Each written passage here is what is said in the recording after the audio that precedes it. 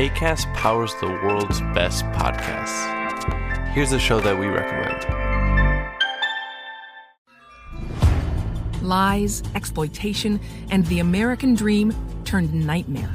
This is Big Sugar, a deep dive into the inner workings of the sugar industry. I'm Celeste Headley, and in a new podcast, I'm investigating a true crime story like no other about the men who risked their lives to cut sugarcane. In Big Sugar from iHeartMedia, Imagine Audio, and the teams at Weekday Fun and Novel, I'll unravel a decades-long fight to get justice. If they were right, then these workers were owed tens of millions of dollars in extra wages. Listen to Big Sugar wherever you get your podcasts. Acast helps creators launch, grow, and monetize their podcasts everywhere. Acast.com.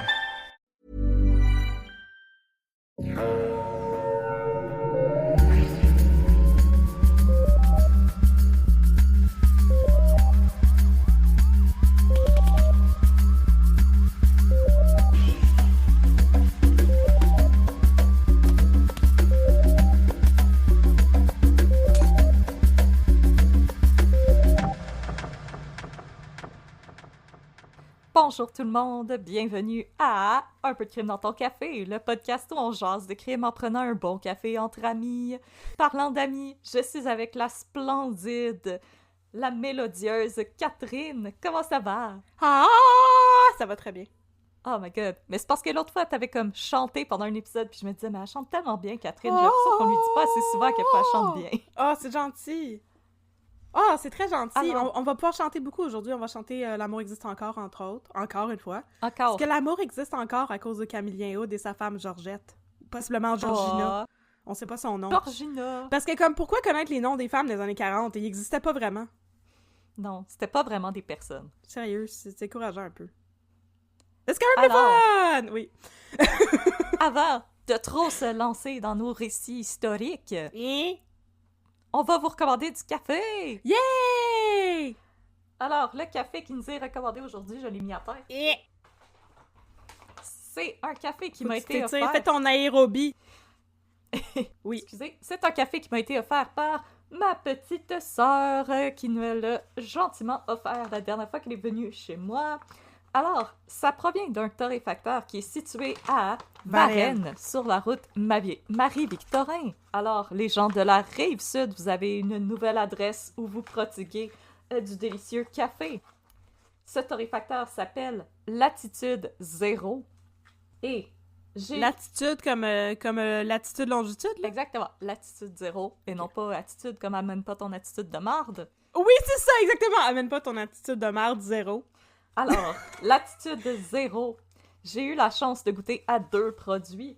À goûter à Maison Espresso, qui est leur torréfaction spéciale pour l'espresso, parce que j'ai maintenant une machine à espresso après m'être battue avec le service à la clientèle de Linen Chest, mais ce sera pour une autre fois l'histoire.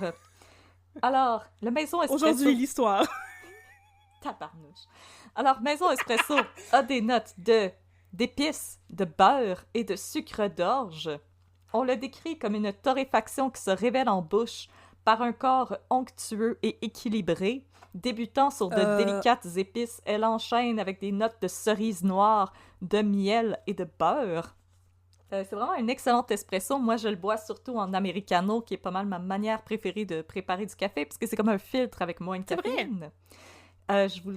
C'est vraiment un café délicieux, très straight, très rond en bouche. Donc, moi, je vous le conseille.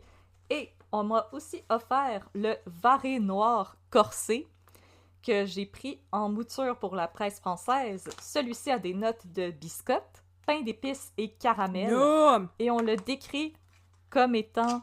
il se définit en bouche par une signature large et moelleuse. Une dégustation évoquant un dessert liquoreux et des épices réconfortantes, prenant fin sur une amertume caramélisée. C'est celui que j'ai bu ce matin avant qu'on enregistre. C'est une intensité de 3, donc l'espresso c'est 3,5, donc il est un petit peu moins fort, mais il est vraiment très goûteux. C'est un type bourbon, donc un petit peu alcoolisé au niveau du goût. et je l'ai trouvé délicieux en presse française. Le matin, la petite amertume décrite ne m'a pas frappée ou quoi que ce soit. Alors, c'est vraiment 2 cafés que je vous recommande, que j'ai trouvé absolument délicieux. Alors, je répète, c'est chez Latitude Zéro à Varennes. Alors, nous avons le Maison Espresso et le Varenoir Corsé. Mais je vous avoue que je regardais le site internet et il y a pas mal d'autres produits qui m'intéressent. Et les gens de la Rive-Sud, vous êtes rendus avec des excellentes adresses pour vous procurer du café. Vous avez aussi le Rabbit Hole Roasters à Delson et le Newland Coffee Roasters à Greenfield Park. Mm-hmm. Alors, les gens de la Rive-Sud, allez vous gâter à Varennes. Et maintenant qu'on a notre café, de quoi tu nous parles, Catherine? Alors, bonjour tout le monde! Aujourd'hui, je vais vous parler de Camillien Aude, l'ancien maire de Montréal. Voilà, j'ai pas plus de détails que ça va vous en donner quand je vais vous lire mon cas. Okay. Voilà. Yes, c'est sir. tout! Bon, je pensais que ça allait enchaîner. Ok, donc, ok, ben, je vais y aller plus en détail. Donc, bonjour tout le monde. Aujourd'hui, je vais vous parler de Camillien Aude, qui était maire de Montréal et qui, pendant la Deuxième Guerre mondiale, a été envoyé dans un camp d'internement. Donc, on va aussi faire une petite histoire des camps d'internement en temps de guerre au Canada. Ce qui est quand même une affaire dont on ne parle pas souvent, parce qu'on a tendance à dire qu'au Canada, on est donc bien gentil, puis on dit « je m'excuse » tout le temps, mais on n'est pas tout le temps gentil, puis des fois, on s'excuse pas d'emprisonner du monde sans raison, pour des longues périodes de temps et de saisir leur bien. Tu viens de faire les orphelins de Duplessis. Ah, je sais! T'es comme, oh, on est... Spoiler alert, on n'est pas si gentils que ça. Non, puis on va encore parler de Maurice Duplessis, parce que lui puis Camillien Aude, ils étaient des frenemies. Ouh là là là là. Best frenemies. Alors, vous allez voir, ça va être un cas un petit peu plus léger que ce qu'on a fait récemment, fait que moi, je trouve ça quand même le fun. Ça nous a été recommandé par Sean, notre premier fan. First one. Il garde son titre pour toujours. C'est pas qu'on a un ordre d'importance pour nos fans, c'est juste parce que Sean, c'est la première personne qui nous a écrit un courriel. Et que ça va toujours rester notre premier fan. Et là... C'est la première personne qui a écrit une aussi, critique de notre podcast. C'est vrai. Okay. Alors, merci beaucoup, Sean. Tu sembles avoir bien compris le genre d'intrigue politique et criminelle qui m'intéresse le plus, parce que, honnêtement, quand j'ai commencé à lire là-dessus, je veux dire, l'entrée du bilan du siècle, là, fait comme 3 lignes, puis j'étais comme... C'est donc ben dole, il n'y a pas de détails, c'est bien plate, mais finalement, écoute, c'était tout le contraire de plate, et je suis juste pas allée sur le bilan du siècle, j'ai trouvé d'autres sources, et c'était fascinant comme histoire. Alors aujourd'hui, on va parler de politique et de Deuxième Guerre mondiale. Mes sources sont Wikipédia, il y a une entrée Wikipédia vraiment exhaustive sur la vie et la carrière, surtout de Camillien Aude. J'ai aussi des articles de la presse d'une manière un petit peu minimaliste, là, j'ai pas beaucoup utilisé ça. Sinon, un journal qui n'existe plus, qui s'appelait La Patrie du Dimanche, a fait une série d'articles rétrospectifs sur la carrière de Camillien Aude. Ça a duré comme 2 mois, il y en avait énormément, puis ils suivaient toute sa carrière, puis il y en avait 3, c'était des articles de fond là, qui faisaient comme 4-5 pages. Il y en avait 3 qui étaient consacrés juste à la question de l'internement dont je vais vous parler tantôt. Fait que merci beaucoup à La Patrie du Dimanche qui n'existe plus. Puis finalement, l'entrée de l'Encyclopédie canadienne sur les camps d'internement, elle est très intéressante, très complète. Si c'est une question qui vous intéresse, je vous recommande aussi à ce sujet un épisode du podcast Dark Poutine qui vient juste de sortir un épisode sur les camps d'internement. Je l'ai écouté, ça disait basically la même affaire que l'Encyclopédie canadienne. Fait que c'est ça. Ah! Voilà. Vous pouvez y faire un ou l'autre. Fait que spoilez-vous pas. Donc, on va commencer. Es-tu prêt à mettre un petit peu de politique puis de loi voyons, comment on appelait ça? La loi martiale en temps de guerre, là? Je suis prête! Yes, sir! Ça fait tellement longtemps que t'as l'air tellement excité de le faire, cet épisode-là. Let's go, mon ami! Ben, après les orphelins du Plessis, là, c'est le fun, ça met un petit baume sur mon cœur. OK, alors, partie 1. Non, j'ai pas de numéro de partie, j'ai juste des titres, le fun. Dite mignonne. C'est ma première partie. OK. Camillien Aude se passe de présentation, sauf pour le monde qui ne savent pas c'est qui, ce qui est probablement la plupart de notre auditoire, alors laissez-moi vous le présenter. Permettez-le-moi surtout parce que, comme vous allez le constater, la vie de Camillien Aude était pas mal rock'n'roll et il a rencontré ben du monde qui avait des beaux noms. Oh yeah! C'est vraiment pas sérieux comme épisode, là, je vous avertis, là, on va avoir du gros fun. Alors, allons-y. Camillien Aude est l'un des politiciens les plus importants qu'on a eu au 20e siècle dans mon humble avis de petite Montréalaise. Il a été député au provincial à titre indépendant et aussi maire de Montréal pendant très longtemps. Il est né le 13 août 1889 à ce qu'on appelle aujourd'hui Sainte-Geneviève sur l'île de Montréal, dans le bout de Pointe-Claire et les promenades Fairview, mais bien avant les promenades Fairview. Oh! Oh! Assez tristement, Camillien Oud était le seul fils vivant de Joséphine Frenette et Azad Oud, un ouvrier dans une minoterie. En fait, le couple a eu 10 enfants au total, mais les 9 autres sont morts en bas âge. Puis là, c'est la dernière fois, je vous promets que c'est la dernière fois que je vous parle d'enfants morts pour longtemps. Mais son père s'appelait Azad. Azad. Ça s'écrit A-Z-A-D. A-Z-A-D, qu'est-ce que c'est? T'as inventé une lettre! Hey, envoyez-moi pas dans un spelling bee, je suis pas prête. A-Z-A-D-E. J'ai jamais entendu ça. C'est beau, hein? C'est spécial. Azad. Il y a plein de monde avec des beaux noms là-dedans, sérieux, là. Tu vas tellement aimer ça. Alors, le petit Camillien Oud a fait son éducation à Montréal. Et quand il est devenu grand, il a occupé... attends, là, ça me dit qu'il y a une faute dans mon script. Une pléthore d'emplois différents. Il a occupé ça, une pléthore d'emplois différents. D'abord, quand il a gradué de l'école avec un diplôme en commerce, il est devenu commis à la banque d'Hochelaga, qui a depuis été rameutée par plein d'autres banques pour former ce qu'on appelle aujourd'hui la Banque nationale. Oh! Isn't that fun? Ben, hey. C'est comme la Banque nationale, c'était comme un conglomérat de banques. Ben, coudonc. Bon. On apprend ici un peu de crime. Hey, je sais. En Hey, vous allez 1913... péter des scores dans des soirées de trivia, là.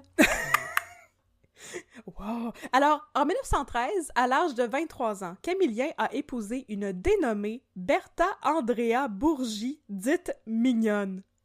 Oh! Bertha C'est donc bien Andrea!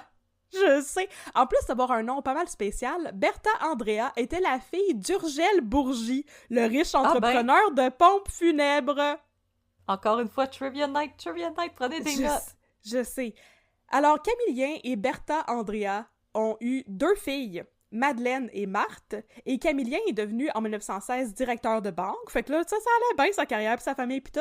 Mais là, en 1918, ça allait moins bien, sa carrière pis sa famille pis tout, parce que Bertha Andrea est morte de la grippe espagnole, comme Edward Cullen dans Twilight. Oh non! Je sais! Elle avait pas mis C'est son en masque. lisant ce détail-là que je me suis dit, OK, ça pourrait être intéressant de parler de sa vie parce que c'est quand même lié à des affaires qui ont comme marqué le 20e siècle. Là. Fait que sa première femme est morte de la grippe espagnole. Puis là, il s'est remarié avec une femme qui s'appelait soit Georgette ou Georgiana, whatever, Falardeau. L'année suivante, comme quoi Camillien Oud n'a pas vraiment branlé dans le manche bien longtemps. Hein? Si je meurs, j'espère que mon chum va attendre un peu plus longtemps avant de se remarier. Ah, mais là, on a une pléthore d'enfants à s'occuper, là. Ouais, je sais, ils en ont 2. Fait que là, ils en ont eu une autre fille, une 3e fille, avec Georgette. Pauvre Camillien Oud, il y a juste des filles. Oh non! Oh, bouh! Fait qu'il a une fille avec Georgette qui s'appelle Claire, et il a ensuite décidé de quitter sa job parfaitement acceptable de directeur de banque pour se lancer dans plein de business ventures pas mal louches, dont importer du charbon et vendre des assurances. Et vendre des suppléments diététiques et des huiles essentielles. Et des colliers en pur noisetier. Et ce sont là des métiers qui ont plein de perspectives d'avenir, mais qui n'ont malheureusement pas eu d'avenir pour lui. Alors, sa femme Georgette, elle travaillait avant dans une shop de biscuits pour un certain Joseph Dufresne. Joseph Dufresne était un commerçant de Joliette et il était un proche du Parti conservateur du Québec, qui n'est pas le Parti conservateur d'Éric Duhaime. Faut qu'on l'explique. Bon. Faut faire Georgette des différences, là. Oui, c'est différent, puis je vais vous expliquer pourquoi. Mais donc, Georgette était bien d'adon, et elle a donc présenté Camillien Oud à Joseph Dufresne, et c'est ainsi que Camillien Oud a scellé son destin, et qu'il est entré en politique. I will fulfill my destiny! I will fulfill my destiny! Alors, partie suivante, en politique! C'est pas toujours des beaux titres, mon affaire, mais quand même. Donc, après que Joseph Dufresne l'ait pris sous son aile, pas sur son aile, Camillien Oud a décidé de se présenter comme député pour le Parti conservateur du Québec.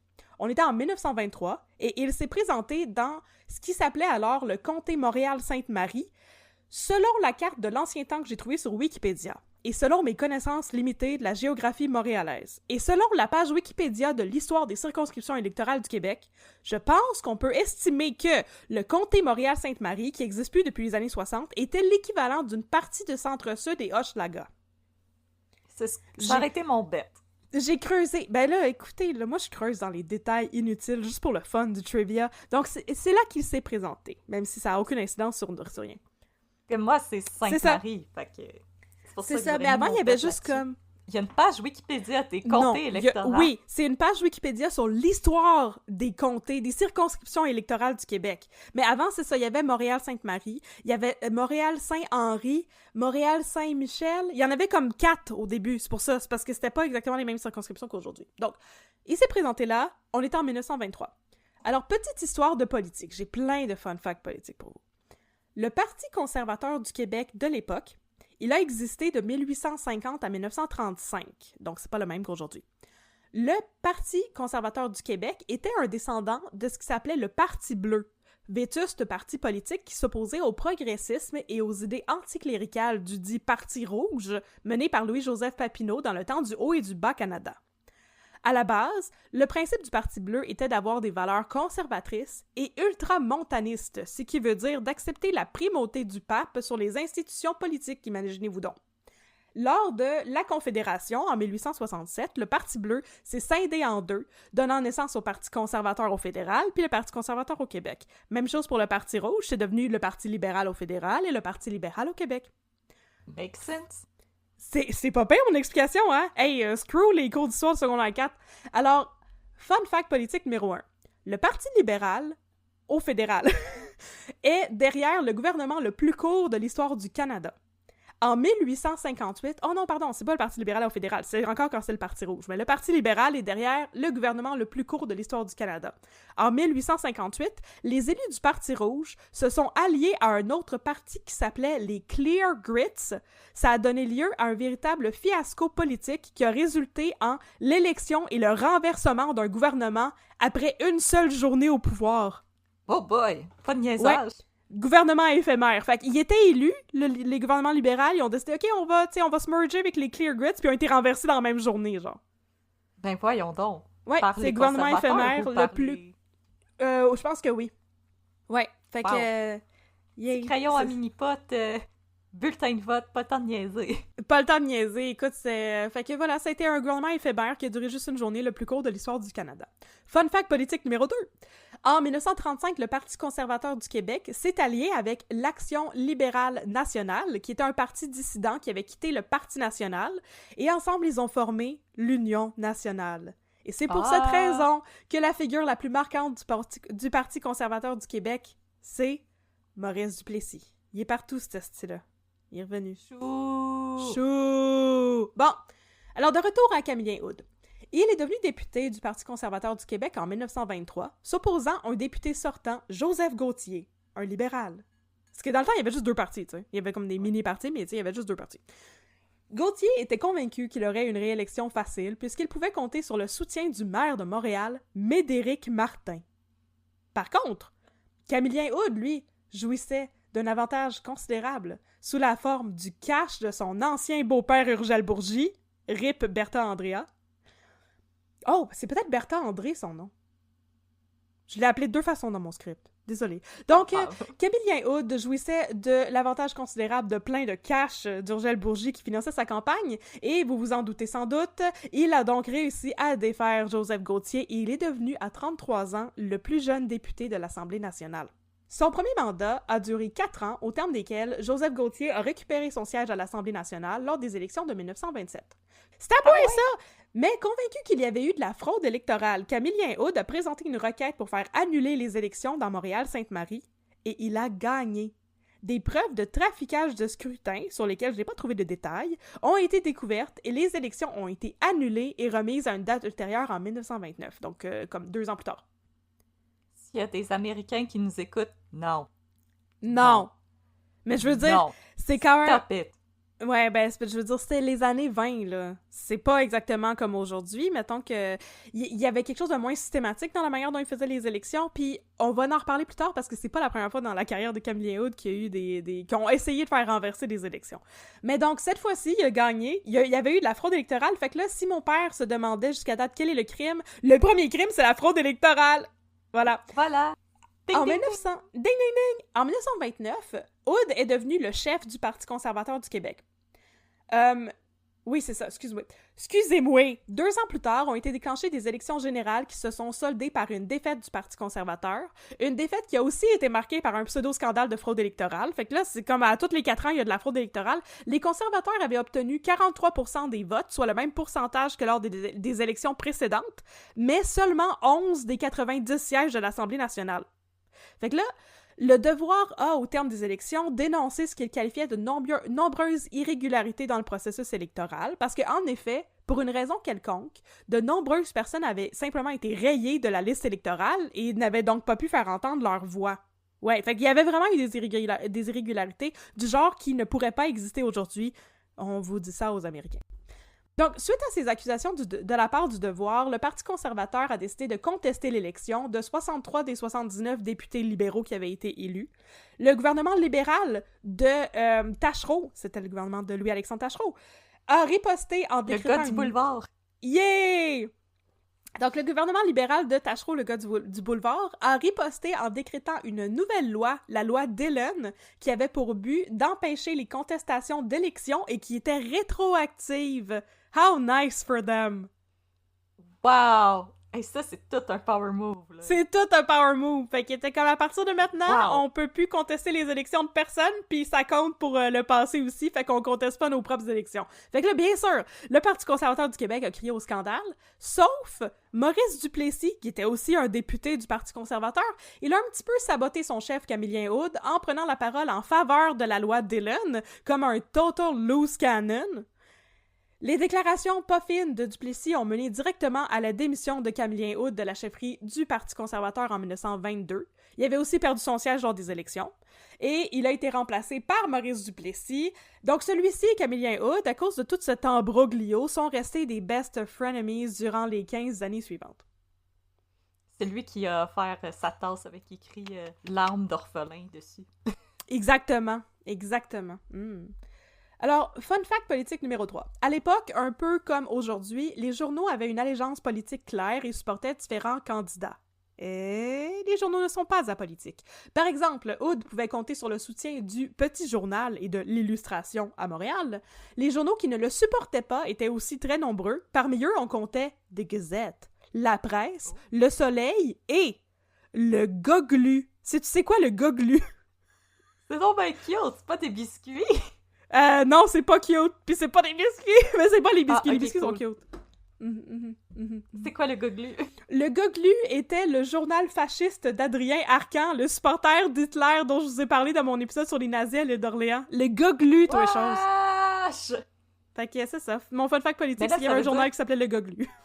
La presse l'aimait pas, pis le goglu l'aimait pas. Ouais. Fait que le monde à gauche puis le monde à droite, il l'aimait pas. Non, personne n'aimait. Personne n'avait décrit. Va-t'en. Va-t'en. Tourne dans Bon. ton coin. Fait que là, il avait démissionné de la scène provinciale. Puis en 1933, l'année suivante, 3 députés du Parti conservateur québécois ont été exclus du caucus après s'être prononcés contre le leadership de Maurice Duplessis. Fait qu'ils ont décidé de fonder un nouveau parti qui s'appelait le Franc Parti. Et ils ont demandé à Camillien Aude de se joindre à eux. Mais celui-ci a refusé parce qu'il avait désormais un nouveau cheval de bataille, la mairie montréalaise. Yeah! Yeah! C'est là qu'on commence Maman à parler qui de fait Montréal. Va m'occuper des nids de poules. Yes! Tout te boucher ça. Alors, prochaine partie sur la scène municipale. Pendant que tout ça se tramait, Aude était déjà intéressé par la politique montréalaise. Donc, on va retourner un petit peu en arrière. Je vous garantis qu'on va aller un peu plus vite sur les détails politiques. Là. Je voulais juste vous parler des histoires de fraude électorale puis la loi Dillon que je trouve comme un petit peu comme anticonstitutionnelle puis shady, là, mais c'est peut-être juste moi. Ouais, c'est pas... Fait que 5 ans auparavant, en 1928, ça brassait sur la scène politique montréalaise. Camillien Aude tenait le maire Médéric Martin responsable d'avoir trafiqué les élections provinciales. C'est quand il y a eu les premières allégations de fraude qui ont effectivement renversé les élections. Donc, Camillien Aude a décidé de se présenter contre lui aux élections à la mairie, en plus d'être député au provincial. Pendant la campagne électorale, Je vais l'avoir ma revanche. pendant la campagne électorale, Aude a dénoncé la manière dont l'administration de Médéric Martin avait négocié l'achat de la Montreal Water and Power, une compagnie d'aqueduc, et il a promis de renverser l'achat s'il était élu. La population de Montréal trouvait alors que l'administration de la ville avait effectivement fait preuve d'ingérence en dépensant beaucoup trop d'argent pour cette transaction, alors beaucoup de gens se sont ralliés à Camillien Hood pour cette raison-là. Camillien Hood jouissait aussi du soutien de riches hommes d'affaires qui étaient opposés à la centralisation des services, parce qu'il est conservateur. Fait que lui, c'est un petit peu contre lui, c'est plus comme la libre entreprise et tout. Dont le propriétaire du journal The Star, Hugh Graham, qui avait aussi le titre de Lord Atholston. Peut se donner un titre. J'ai rien compris de ça, mais j'ai trouvé ça drôle. Et donc, Lord Hugh Graham Atholston, I guess, a décidé de financer la campagne politique de Hood à la mairie de Montréal. Lors de l'élection, Camillien Hood a récolté environ 60% des votes, ce qui était quand même assez phénoménal. Bon score, Parce qu'il y a beaucoup de monde qui se présente à la mairie, c'est pas comme juste 2 partis, puis tu sais, c'est ça, c'est quand même un bon score. Ce fut la première de plusieurs élections et réélections à la mairie pour Camillien Hood.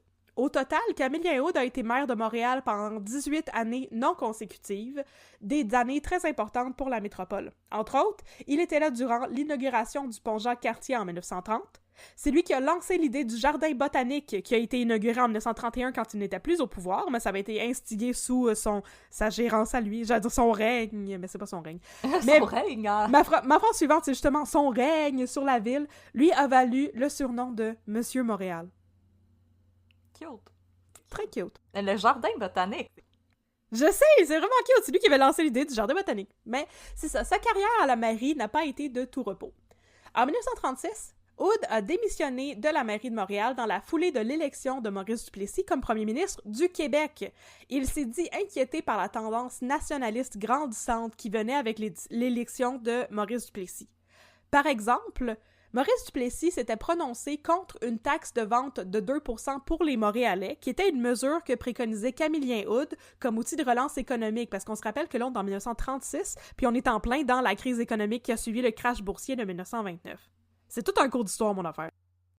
Moi, je suis suspendue à tes lèvres.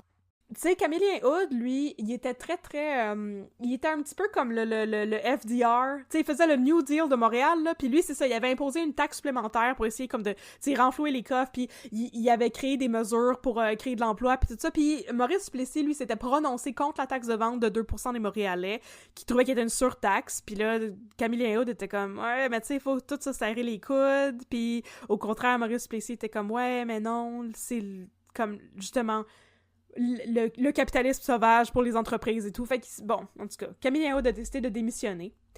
En raison du beef entre Hood et Duplessis, Hood s'est graduellement rapproché des libéraux et leur a offert son soutien. Par exemple, il soutenait ouvertement les manifestations anti-conscription qui se déroulaient à Montréal en 1939. La même année, Camillien Hood s'est présenté de nouveau comme candidat au provincial, mais cette fois-là à titre d'indépendant. Et il a été élu au terme d'une campagne qui était financée par les libéraux provinciaux d'Adélard-Godbout. Et c'est ça qui nous mène à la déclaration fatidique du 2 août 1940. Là, on entre dans le crime. Shocking. Tu vas voir, we're gonna spill the tea. C'est l'heure du crime. C'est l'heure du crime. Avec Catherine et Audrey. Prochaine partie, la censure en temps de guerre. En mars 1940, on a eu des élections au niveau fédéral, menant à la réélection des libéraux. Le premier ministre était alors William Lyon Mackenzie King, l'ami des ours et de Hermann Göring, dont je vous ai parlé dans l'épisode sur les nazis à l'Anticosti. Oui! Allez, l'électricité, c'est bon! Alors, son gouvernement, c'est le gouvernement sortant, puis c'est ça, le gouvernement sortant s'est fait réélire le gouvernement libéral de Mackenzie King en 1940 avec une plateforme anti-conscription. Parce que, là, je l'ai pas écrit dans mon script, mais pendant la Première Guerre mondiale, il y avait eu la première crise de conscription au Canada, où est-ce que le gouvernement avait essayé d'imposer la conscription, puis il y avait eu beaucoup de manifestations, puis beaucoup de backlash. Fait que là, Mackenzie King a dit, ben nous autres, on est anti-conscription, puis on va jamais vous imposer ça, même si on venait juste de commencer la guerre, là, en mars 40. La guerre avait été déclarée au Canada, c'est quoi, c'est en novembre 39? Ça faisait pas longtemps, tu sais. Fait que tout le monde avait peur qu'il y ait la conscription de nouveau. Donc, c'est ça. Ils se sont fait réélire, le gouvernement libéral. Yay! Mais là, à l'été 1940, le Parti libéral a changé son fusil d'épaule et a déclaré qu'il avait l'intention d'imposer, non pas une conscription, mais ce qu'on appelait une mesure d'enregistrement obligatoire pour tous les Canadiens valides qui allait se dérouler les 19, 20 et 21 août. Il faut juste que t'ailles t'enregistrer là, si t'es un Canadien valide, donc un homme entre, c'est 18 et 45 ans, célibataire, il faut que t'ailles t'enregistrer pour dire que t'es là. Mais ça n'a pas rapport avec la conscription. Non, jamais de la vie, jamais de la vie. Hey, a rose is a rose by any other name. À l'époque, On va appeler puisque un chat c'était un la chat. guerre, on pouvait pas appeler un chat parce qu'il y avait une loi en vigueur pour imposer une censure aux journaux. La censure voulait, et je cite les Archives nationales, permettre la libre circulation des nouvelles et l'expression d'opinion pour autant que ces dernières soient conciliables avec la protection des secrets militaires et qu'elles n'affectent pas le moral de guerre au Canada. Mais Ouais. voyons donc. Fait que vous pouvez dire ce que vous voulez tant qu'on encourage l'effort de guerre. Toutefois, pour protéger le moral des militaires et de la population, le gouvernement entendait limiter la possibilité de critiquer l'action gouvernementale et militaire. On joue sur les mots, là. On joue beaucoup sur les mots. Malgré cette loi sur la censure mise en place, Camillien Hood a décidé, le 2 août 1940, de braver la censure et a remis la déclaration qui suit aux journaux. Je me déclare péremptoirement opposé à l'enregistrement national qui est sans aucune équivoque une mesure de conscription. Et le gouvernement fraîchement élu en mars dernier a déclaré par la bouche de ses chefs, messieurs King à monsieur Godbout, en passant par messieurs Lapointe et Cardin, qu'il n'y aurait pas de conscription sous quelque forme que ce soit. Le Parlement, selon moi, n'ayant pas de mandat pour voter la conscription, je ne me crois pas tenu de me conformer à la dite loi et je n'ai pas l'intention de m'y conformer. Je demande à la population de ne pas s'y conformer, sachant ce que je fais et ce à quoi je m'expose. Si le gouvernement veut un mandat pour la conscription, qu'il revienne devant le peuple sans le tromper cette fois. Wow! The shade. The The shade! shade. Fun Come fact and get politique it. numéro 4. Oh yes, come and get it. Come and get your love. Alors, fun fact politique numéro 4. La déclaration qui précède a été remise aux journaux le 2 août, mais elle n'a pas été publiée aussitôt à cause justement de la loi sur la censure. Il semble que la seule version publiée est parue le 3 août dans un journal dont je ne connais pas le nom, et qui a aussi déclaré que Hood devrait être sanctionné pour ses affirmations.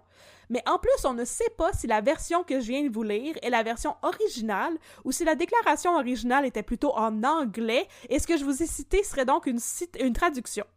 En tout cas, ce que je viens de vous citer est paru dans La Patrie le dimanche 4 août, donc 2 jours après cette déclaration-là, et cite un article de la presse canadienne, le Canadian Press.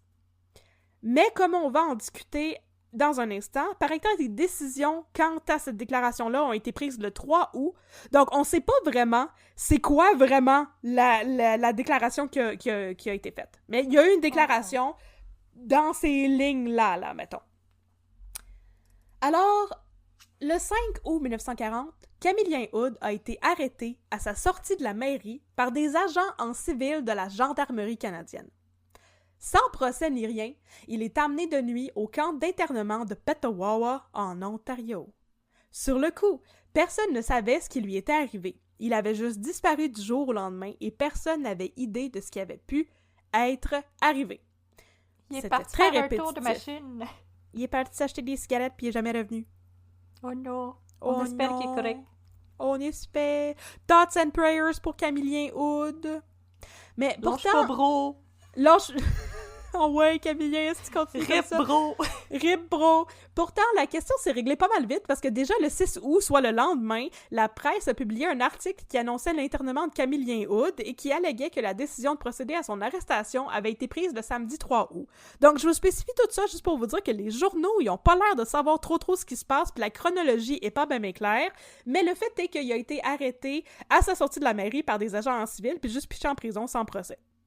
Ben, c'est pas en prison, c'est un camp d'internement. Fait que là, une petite histoire, prochaine partie, une petite histoire des camps d'internement au Canada. Mais là, qu'est-ce que c'est ça, les camps d'internement? Tu sais quoi, les Est-ce camps qu'il y a d'internement? des chansons? Non, il n'y en a pas. Moi, je connais une chanson pour écœurer les gens. Moi, je connais une chanson pour écœurer les gens. Est-ce que tu sais c'est quoi les camps d'internement? Je pense que oui, mais je vais te laisser y aller. Oh boy, d'accord. Alors, voyez-vous, dans la foulée de la Grande Guerre, en 1914, le gouvernement fédéral a passé pour la première fois la loi sur les mesures de guerre dont on a déjà parlé dans nos épisodes sur le 13 octobre. Cette loi donnait au gouvernement le droit de suspendre les droits et libertés de la population, y compris le habeas corpus, le droit à un procès avant détention. Durant la Grande Guerre, la loi sur les mesures de guerre est entrée en action le 22 août 1914, donc direct au début de la guerre, et a été en application jusqu'au 10 juillet 1920, qui était apparemment la date officielle de la fin de la guerre avec l'Allemagne, mais qui dans ma tête est 2 ans après la fin de la guerre en général. Comme Ouais, quoi... t'as fini en 18. Ben c'est ça, mais comme quoi, you learn something new every day.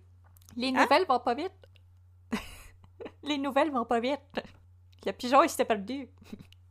Donc, le 15 août 1914, le gouvernement a publié une proclamation s'octroyant le droit d'arrêter et de détenir tous les Canadiens d'origine allemande et austro-hongroise parce qu'ils étaient suspectés de faire de l'espionnage ou juste sous cause probable d'être sauce, et le droit aussi de les envoyer dans des camps et de les détenir là jusqu'à la fin de la guerre ou jusqu'à ce que le danger soit écarté. C'est basically ça. Mais il y avait aussi un autre aspect à ça. À cause de la loi sur les mesures de guerre, les gens étaient aussi obligés de s'enregistrer auprès du gouvernement à titre d'ennemis étrangers, ce qu'on appelle en anglais les enemy aliens. Donc, je vais référer à ça comme les extraterrestres ennemis jusqu'à la fin de mon script parce que je trouve ça drôle. C'est plus le fun.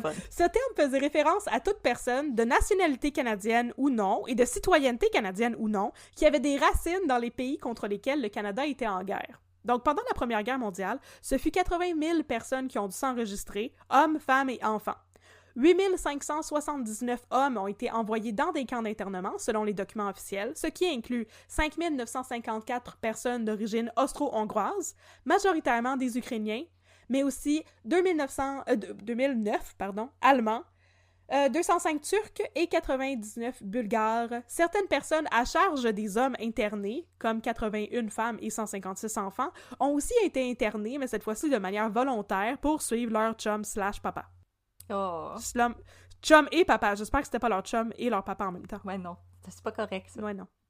D'autres personnes internées étaient des personnes sans domicile fixe, for whatever reason. J'ai vraiment pas compris ce bout-là. Mais aussi des membres d'associations politiques bannies et des opposants politiques, Camillien août, Deuxième Guerre mondiale.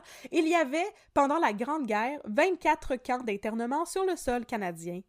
From the East Coast to the West Coast, hotel, motel, holiday inn. Alors, la même chose s'est reproduite pendant la Seconde Guerre mondiale, lorsque la loi sur les mesures de guerre a été invoquée le 25 août 1939.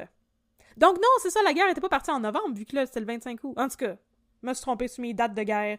Mes dates de Deuxième Guerre mondiale. Excusez-moi, tout le monde. Et que t'es pas un bon papa. Je sais, hein. Mais là, en plus, on internait donc des gens d'origine allemande et austro-hongroise, cause, you know, Autriche, puis guerre, peut-être. Puis aussi des gens d'origine japonaise, italienne et juive. Cette pourquoi fois-ci, juive? Je le sais pas. On va en reparler dans 2 secondes. Ok, cool. M'excuse. C'est boire. Cette fois-ci, non, excuse-toi pas, il y avait plus de 40 camps et on y a interné environ 24 000 personnes au total, majoritairement des hommes. OK. Let's talk about racism. Let's talk about racism. Let's talk about you and me. Yeah! Le racisme contre les Japonais et les gens d'origine nippone à l'époque était déjà terrible, mais là on a double down. Le gouvernement a décrété l'expulsion des citoyens d'origine japonaise dans une zone de 100 000 à partir de la côte ouest, donc à peu près 160 km/h. Non, 160 km/h. Il n'y a pas de km/h impliqué là-dedans par tout. 100 000...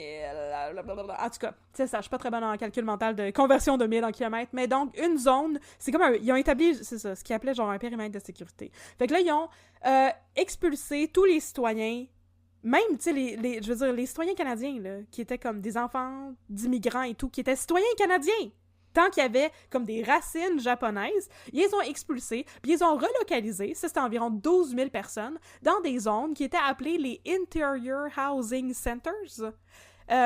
C'était des camps où il y avait des cabanes de fortune qui étaient souvent construites par les gens qui internaient, et qui étaient surtout installées dans des mines abandonnées. Ah, voyons c'est donc. ça. Ouais, je sais. Ce n'était pas des camps d'internement à proprement parler, mais en fait, c'en était. C'est ça. C'est juste parce que dans les documents, il appelait pas ça de même. Oh, juste sur les mots. On est cheeky. OK, alors, c'était pas des camps d'internement, mais les gens qui étaient là-bas, c'était des familles, là, OK? C'était pas juste des hommes, c'était les hommes, les femmes, les enfants. Ils étaient surveillés en permanence, les activités étaient restreintes, les biens étaient confisqués par le gouvernement au moment où ils étaient relocalisés dans les camps, qui, souvent, le gouvernement, il faisait juste comme les vendre puis empocher l'argent. Ça a forcé plus de 4000 des gens qui ont été internés à ensuite accepter d'être déportés après la fin de la guerre. Mais ils vivent ici. Ouais, mais c'est parce que le Canada, il a vendu leurs biens pendant qu'ils étaient dans des astis de camps d'internement. Ils ont plus rien. Mais ils ont rien non plus là-bas. Ben non, mais le gouvernement, il était comme, ben, ça vous tente de retourner chez vous à la place? Puis il était comme, mais Ben, si c'est chez plus nous. chez Puis le gouvernement eux. était comme, non. Je suis fâchée. Ben, c'est pas assez épouvantable? C'est épouvantable. Ok, cool. Maintenant, on va parler des personnes italiennes. T'es-tu prête? Ciao! Ciao. Quant aux Italiens, le gouvernement a forcé plus de 31 000 personnes à s'enregistrer en tant qu'extraterrestres ennemis sympathisants de Mussolini. Ils étaient forcés de se rapporter à un poste de la GRC une fois par mois, et ceux qui étaient suspectés d'être littéralement des sympathisants fascistes de Mussolini, eux autres étaient envoyés dans des camps, surtout le camp de Petawawa en Ontario. Ce fut le cas pour environ 600 hommes, ce qui est comme bien moins pire que les 12 000 personnes japonaises random qui n'étaient pas des sympathisants, pantoute avec Hirohito et tout. Ben, Donc, je veux dire, au moins, les ensuite- Italiens, c'était si t'étais suspecté d'avoir des sympathies fascistes, tandis que les Japonais, c'était comme, non, on va tous vous round up puis vous mettre dehors. Peu importe vos opinions. I don't get it. Bon, mais là, maintenant, on va parler des personnes Catherine, juives. Catherine. Tantôt, tu as demandé pourquoi qu'on éternait les personnes juives. Hein? Les Italiens, c'est des personnes blanches. Pas vrai? Je m'excuse, I said the quiet part out loud, mais je m'excuse pas vraiment. Wow. How could you say something so true and yet so controversial? And yet so controversial, exactement. Bon, ben, gars, c'était pas bien important pour le gouvernement qui étaient des personnes blanches. C'était même pas ça. Fait que là, merci. Merde, tu m'as demandé tantôt pourquoi ils ont interné Ouais. des personnes d'origine juive. Allez dans le camp, là, puis vous allez parler, là, puis vous allez faire la paix avec l'amour, OK? Les gens d'origine juive qui étaient internés dans les camps étaient pour la plupart des réfugiés qui avaient fui l'Europe. Je comprends pas pantoute pourquoi ils étaient envoyés dans des camps, mais à l'origine, plusieurs d'entre eux ont été envoyés dans des camps, donc internés dans des camps de prisonniers de guerre avec des actual prisonniers de guerre, dont des nazis. Mais étais-tu soupçonné d'être des espions? Non, c'est juste parce que j'imagine que le gouvernement savait pas quoi faire avec les réfugiés juifs, là. Ce qui est comme pas mal terrible. Ben, il y a tellement d'autres Ben, je idées sais que ça. bien. Fait que là, en tout cas, c'est comme s'il y avait pas déjà assez souffert. Fallait que le Canada les fasse chier encore plus. Come on! Ben, c'est déjà mieux que le bateau qui ont viré de bord aussi. Mais ça, c'était pas au Canada, ça, c'était aux États-Unis. Fait que les gens d'origine allemande aussi, dont les soldats nazis, les prisonniers de guerre, étaient aussi internés, bien que la majorité des Allemands internés étaient des membres d'associations sponsorisées par l'Allemagne, donc des supposés ou présumés sympathisants nazis. Fait que, en gros, 16 000 Allemands ont aussi dû s'enregistrer auprès des autorités, un petit peu comme les Italiens qui sont des Blancs, les Allemands sont des Blancs, tout le monde est des On Blancs. l'a dit. On est donc ben pas fine. Oh non. Oh Je me suis non. tapé les doigts, Oh désolée. non. Alors, c'est tout pour la petite histoire des camps d'internement au Canada en temps de guerre. Si ça vous intéresse, comme j'ai déjà dit, Dark Poutine, ils viennent juste de faire un épisode là-dessus. Et j'ai utilisé les mêmes sources qu'eux autres, mais eux autres en parlent avec beaucoup plus d'éloquence que moi, fait que je vous conseille d'aller les écouter. Bon. OK. Prochaine partie. De retour à Camden Hood. Petawawa Woodland. C'est ça le nom. Je sais. Quel beau Laissons nom de arriver jeu à de PlayStation. Petawawa. Ça ferait vraiment un bon jeu de PlayStation. T'es Camden Hood, t'es dans un camp à Petawawa, faut que tu passes le temps. Fait que, dès son arrivée au camp d'internement de Petawawa, Camden Hood a été jeté dans une cellule. Il était 7h du matin, il avait voyagé toute la soirée et toute la nuit pour se rendre jusqu'en Ontario. Des gardiens sont rapidement venus le chercher pour qu'il change son linge de civil pour du linge de prisonnier, mais Camden Hood était dit plus corpulent que la moyenne selon la patrie du dimanche. Alors, aucun linge de prisonnier ne lui faisait. Il était très grand aussi. Il était grand, il était... Oh, c'était Il toute était une pièce baraqué. d'homme. On va dire ça comme ça. Alors, il a eu le droit de garder son suit parce qu'il sortait de Ouais. sa job à la mairie. Tu sais, Il était il a pas eu le droit de garder son sweatpants, suit un peu plus longtemps, mais Il était pas non, au gym. il était pas au gym pantoute. Et on a fini par lui passer un uniforme du camp. C'était une chemise avec un cercle rouge dans le dos, une blouse avec un cercle rouge dans le dos et un pantalon avec une ligne rouge sur la jambe droite. Est-ce que tu veux deviner pourquoi il y avait tout ce rouge?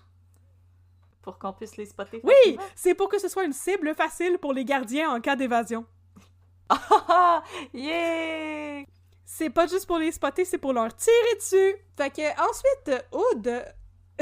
We hunt humans for sports! We hunt humans for Ensuite, sports! Oud... Ok, mais il était cute, Camille Hood, quand il était jeune. Ouais. Après, il ressemble un Est-ce petit qu'on peu va à thirst sur Alfred Hitchcock. Camille Hood? Ouais, mais il est quand même, en tout cas...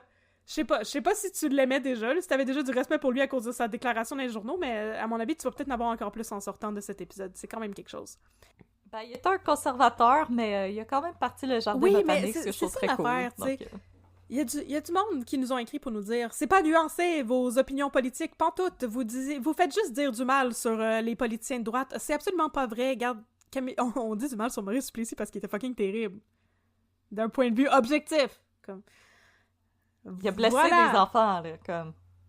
Tu mérites pas mon respect, Yeah. Puis je veux dire, monsieur. on peut dire des affaires positives sur Maurice Duplessis. On en a déjà dit aussi dans les trucs sur la FLQ. Il a quand même procédé à comme le redressement économique de l'après-guerre. Puis je veux dire, il a fait des choix qui étaient vraiment très douteux, mais d'un point de vue capitaliste, ça a amené bien des richesses ici. C'est juste que ça a amené aussi beaucoup d'Américains puis beaucoup d'anglophones, puis que ça a comme dépouillé de leurs droits pas mal toute la population canadienne-française qui était assujettie au pouvoir de l'Église. Puis c'est ça. Mais gars, on voit les deux côtés de la médaille. Puis je pense que Camillien Hood, c'est la même chose. Je veux dire, c'était un politicien de droite qui avait des idées conservatrices au point de vue, justement, de l'économie et tout. Mais tu sais, au point de vue social, il était plus modéré. Puis je pense qu'on fait un portrait assez nuancé de lui jusqu'à date, là. Bon, ouais. OK, on continue. Hood a ensuite été envoyé dans sa... Après avoir mis son uniforme de cercle rouge partout, il a été envoyé dans sa baraque, qui était une bâtisse conçue pour 48 prisonniers, mais qui en contenait 72.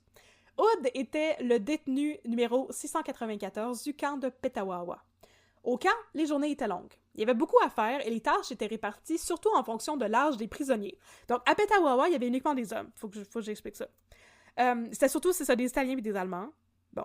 Et il y avait donc 2 tâches réparties en fonction de l'âge des prisonniers. Comme j'ai dit, les hommes de Petawawa pouvaient bûcher du bois en prévision de l'automne puis de l'hiver qui s'en venait, ou pour ceux qui étaient plus vieux ou pas nécessairement en bonne forme physique, ils pouvaient être affectés à la cuisine. Fait que tu pouvais bûcher des patates ou bûcher du bois. Camillien Hood, quand il a été interné, il avait 51 ans. Donc il aurait pu être de corvée d'épluchage d'oignons et de patates, mais il a plutôt décidé de bûcher avec les petits jeunes, et il s'entêtait aussi à marcher 5 à 10 000 par jour pour se maintenir en forme. Pour ces raisons-là, il s'est rapidement fait une réputation de bûcheur et de marcheur infatigable. De bûcheur. De bûcheur. Lui, il bûche en sacrament. Lui, il bûche en sacrament. Ben, c'est parce que c'est pas des bûcherons, parce que c'est pas leur job. En tout cas, Ouais, you know what I mean? Mais j'ai peut-être utilisé le mauvais mot, c'est pas grave, ça m'arrive tout le temps. Dans les premiers temps, Camillien Hood n'avait droit à aucune visite de la part de personne, ni sa famille, ni ses amis, ni des avocats. Personne. Ah, Catherine. Oui. C'est un bon bûcheron. On va l'appeler Camillien Wood. Wood! Ok, j'ai aimé ça. À partir de maintenant, on va l'appeler comme ça.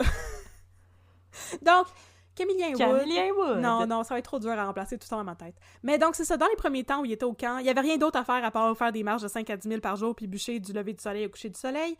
Il n'avait pas le droit de recevoir aucune visite, même pas de sa famille. Il avait le droit d'envoyer des lettres à sa femme, qui s'appelait Georgette ou Georgiana, comme on dit. Moi, je pense qu'elle s'appelait Georgette. Mais c'est beau, Georgiana. C'est beau, Georgiana, mais dans les journaux, à un moment donné, il disait Georges, qui est pas un nom, comme G-E-O-R. G-E-O-U-S. Georges. Non, il voulait dire qu'elle était gorgeous. Je pense que oui. Mais il écrivait vraiment Elle mal. était gorgeous, en tout cas. Moi, je l'aimais, Georgette Falardeau. Tu la googleras aussi. Mais donc, c'est ça. Yeah. Il avait le droit d'envoyer des lettres à sa femme, mais celles-ci, les lettres, étaient énormément censurées par les autorités du camp qui lisaient ces lettres, contrairement à l'histoire de Marlène Chalfun puis Nick Paccione, là. Ah! Ils ont pas appris de leurs erreurs. Non! Dans ses lettres, Hood expliquait qu'il considérait son internement comme une épreuve qu'il devait endurer au nom du peuple canadien-français dont il espérait avoir le soutien. Je cite un article de La Patrie du dimanche. Hood croit bien s'être constitué le bouclier de son peuple, souffrir l'internement pour la défense de son peuple. Il écrit à sa femme « Si mon internement peut aider le peuple, tant mieux. Si ton sacrifice et celui des enfants l'aident, tant mieux. Il fait tellement pitié et nous lui devons beaucoup. » Fin de la citation. Donc, Le monsieur, il s'est dit m'être tough pour le peuple, et je fais ça, pas pour moi, mais pour les Canadiens français, parce que, je veux dire, il était pas menacé par la conscription, Camillien Hood, là, il faisait pas ça pour lui. Hood n'avait... Ça me fait penser aux lettres des patriotes échangées avec leurs femmes. Ouais, il y a beaucoup d'extraits de lettres, tu vois, c'est ça qui va te faire croire que l'amour existe encore. La correspondance, moi là, comme screw les autres correspondances romantiques du monde, là, que moi je veux genre une pièce de théâtre adaptée de la correspondance de guerre de Camillien Hood et Georgette, là, c'est bien trop cute. Oh, Donc, mais de Lorimier puis sa femme aussi, c'était beau ce qu'ils se je disaient. sais. Donc Hood n'avait pas non plus le droit de recevoir son avocat, qui avait un nom magnifique. Let's go. Celui-ci était Ligory Lacombe, député libéral au fédéral. Ligory. Ligory Lacombe. Ligory. Ligory. L-I-G-O-R-I. Ligory. OK. Donc, comme certains amis de Hood, Ligory Lacombe remettait en question la légalité de son arrestation sans procès ni procédure officielle. Il a déposé une requête pour avoir le droit de rencontrer Camillien Hood et le ministre de la Justice, Ernest Lapointe, l'a référé au secrétaire d'État. Le secrétaire d'État l'a référé au général Édouard Panay et le général Édouard Panay était absent d'Ottawa. Fait que la demande est comme tombée entre les cracks. Oh, excusez. Tout le monde avait l'air de s'en foutre un peu de l'internement de Camillien Hood. Surtout ses ennemis politiques. Donc là, lui, il s'est fait interner, Camillien Hood, au début août. Là, l'enregistrement tirait à sa fin, fait qu'on était à la fin août. Mais certaines autorités en appelaient à ce que les dissidents politiques qui parlaient contre le gouvernement fédéral soient internés pour 5 à 10 ans après la fin de la guerre, histoire de nip it in the bud. What? L'échevin montréalais John Kerry, qui n'était pas John Kerry, le politicien américain. Donc, un échevin... Est-ce que tu sais c'est quoi un échevin? Non. C'est comme un conseiller municipal. Donc, John Kerry travaillait à la mairie de Montréal avec Camillien Hood. Il a demandé au premier ministre fédéral de libérer Camillien Hood, mais celui-ci a juste ignoré la requête en pelletant ça dans la cour du ministre de la Justice, Ernest Lapointe, qui a peut-être chippé ça encore au secrétaire d'État général, qui a chippé ça à Édouard Panay, qui a chippé ça à personne pantoute dans la corbeille à papier. C'est la maison des fous dans Astérix. Oui! On arrive donc en automne. Un grand ménage s'est organisé à la mairie de Montréal. Adhémar Reynaud a été élu à la mairie en l'absence de Camillien Hood, remportant le titre de maire contre Léon Trépanier. Léon Trépanier, c'était un des amis de Hood et c'était, pour ainsi dire, son lieutenant pendant son absence. En fait, Léon Trépanier, on va en reparler plus tard, mais pendant que Camillien Hood était interné, là, Georgette, sa femme, Georgette Falardeau-Hood, je trouve ça important de nommer les noms des femmes au complet, parce que, je veux dire, dans tous les articles, il était comme Madame Hood, Madame Hood, Madame Hood.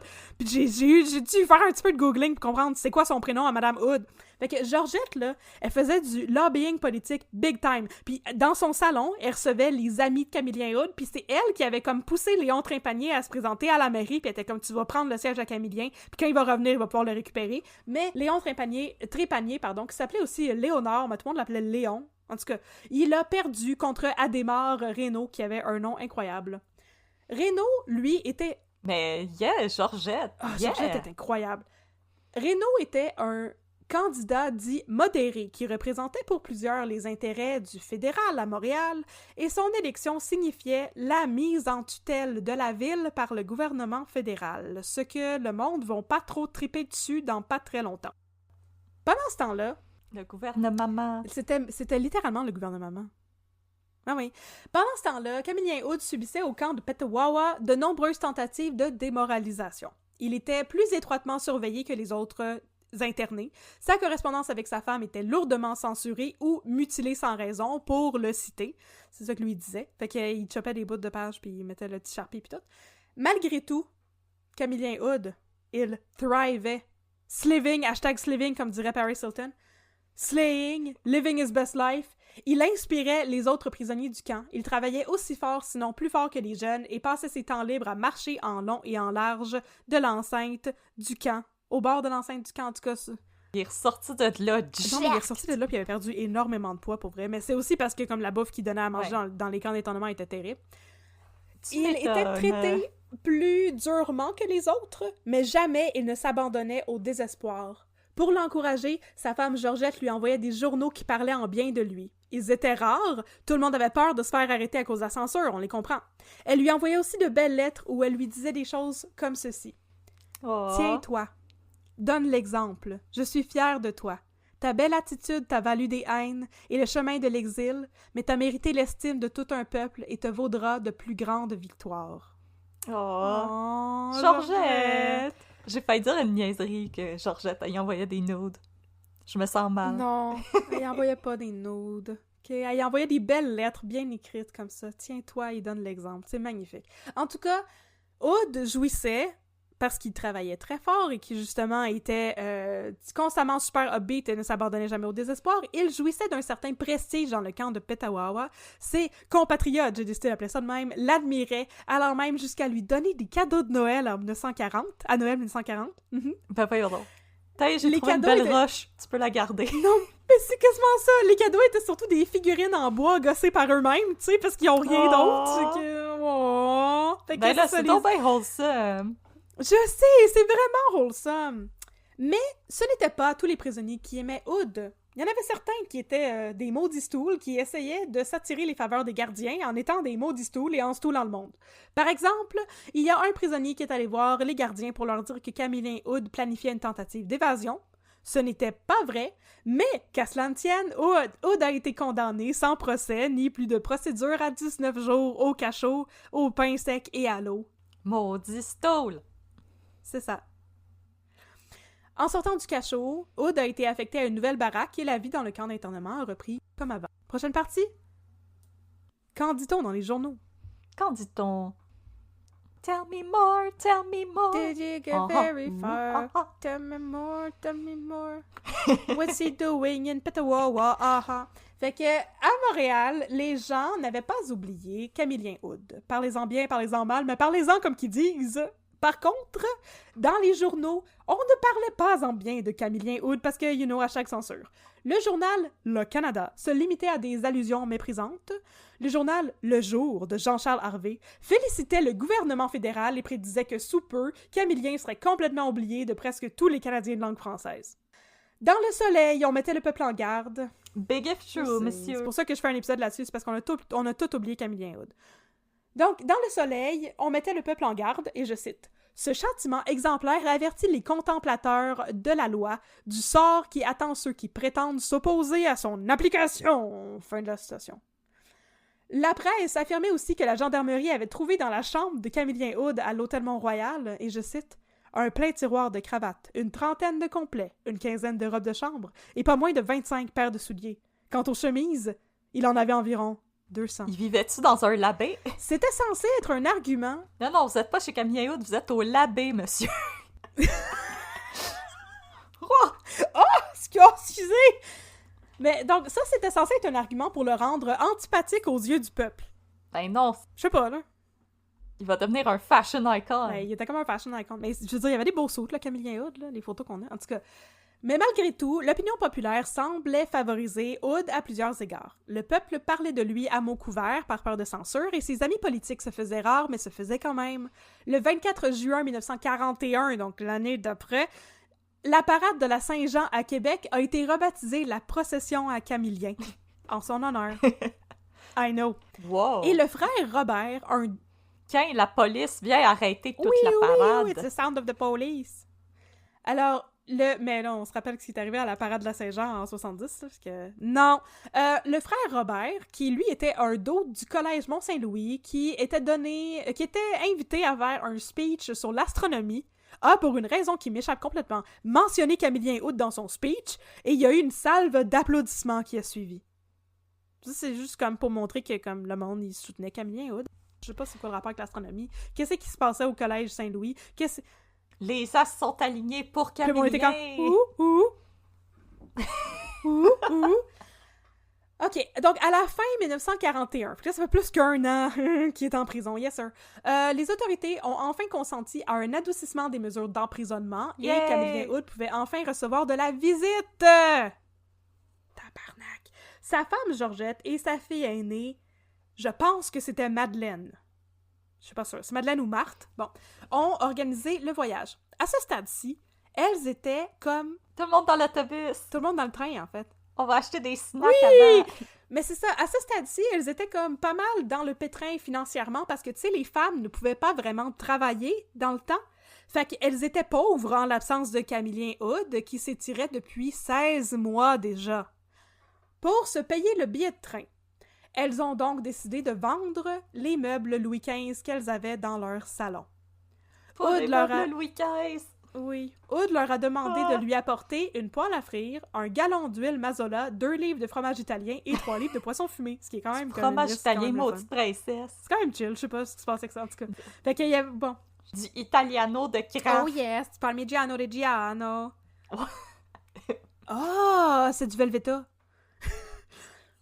Alors, Georgette et sa fille Madeleine, leur fille, elles sont arrivées pour lui rendre visite le 6 janvier 1942. La visite a duré seulement 30 minutes. Et Georgette, qui était brave et courageuse et persistante, était de retour à Petawawa en février. Elle avait désormais droit à des visites mensuelles, mais en raison des coûts et de la distance, parce qu'elle ne semble pas conduire de char, parce qu'elle était, vous l'aurez deviné, une femme! Merci, Audrey! Les visites se faisaient de plus en plus espacées, et de plus, les visites étaient censurées comme les lettres de Georgette à Camillien, et devaient seulement s'en tenir Les visites étaient censurées? Oui! Quand il parlait avec quelqu'un avec un air horn. Mais non, mais il était surveillé pendant les rencontres, tu sais, puis il avait juste le droit de se voir pendant comme 30 minutes, puis c'est pas des visites conjugales, mettons. Puis il avait juste le droit de parler justement de questions de ménage et de questions domestiques, il avait pas le droit de parler de politique. Georgette, qui avait des moyens cojones, a décidé de braver ses ordres dans une visite subséquente et elle a été sermonnée par les gardiens qui lui ont dit, sans rire, « Vous allez venir rejoindre votre mari si vous continuez comme ça », ce à quoi la brave Georgette, qui était la real MVP de l'histoire, a répondu, « J'y suis prête, ce serait un honneur. » Wow, Georgette! Elle était hot, Georgette. C'est devenu ma préf, Georgette. Oh my God! C'est ma préf dans toute cette histoire-là. Georgette a fait une autre visite en compagnie de 2 de ses filles, je pense que c'est les plus vieilles, Madeleine et Marthe, puis en prévoyait une autre pour juin 1942, qui n'a jamais eu lieu puisque Camillien Hood a été transféré dans un autre camp d'internement, celui de Fredericton, au Nouveau-Brunswick. À ce stade-ci... On voit du pays, là. Pardon? On voit du pays. On voit du pays. Ben, il y avait toute une affaire, puis je pense que je l'ai pas écrit dans mon script, fait que, au début... Les autorités ont menacé de l'envoyer dans un camp sur la côte ouest. Puis d'après mes recherches, un des seuls camps qu'il y avait, qui était dans ce type-là, des camps d'internement, il était en Alberta. Ça aurait été vraiment très très loin. Puis Georgette, elle, c'est ça, elle faisait beaucoup de lobbyisme, comme j'ai dit. Elle a passé tout le temps où il était interné à écrire des lettres à tout le monde, le premier ministre provincial, fédéral, tous ses amis, les anciens députés avec qui il travaillait, tu sais, pour vrai, elle se battait fort. Puis là, elle a écrit justement au premier ministre Mackenzie King, puis au ministre de la Justice, Ernest Lapointe, là, de tantôt, qu'il pouvait pas l'envoyer en Alberta, c'était bien trop loin, qu'il allait être bien trop loin de sa famille. Il fallait qu'il l'envoie plus proche de Montréal. Il y avait un camp qui était à Hull. Fait que ça aurait été déjà plus proche que Petawawa.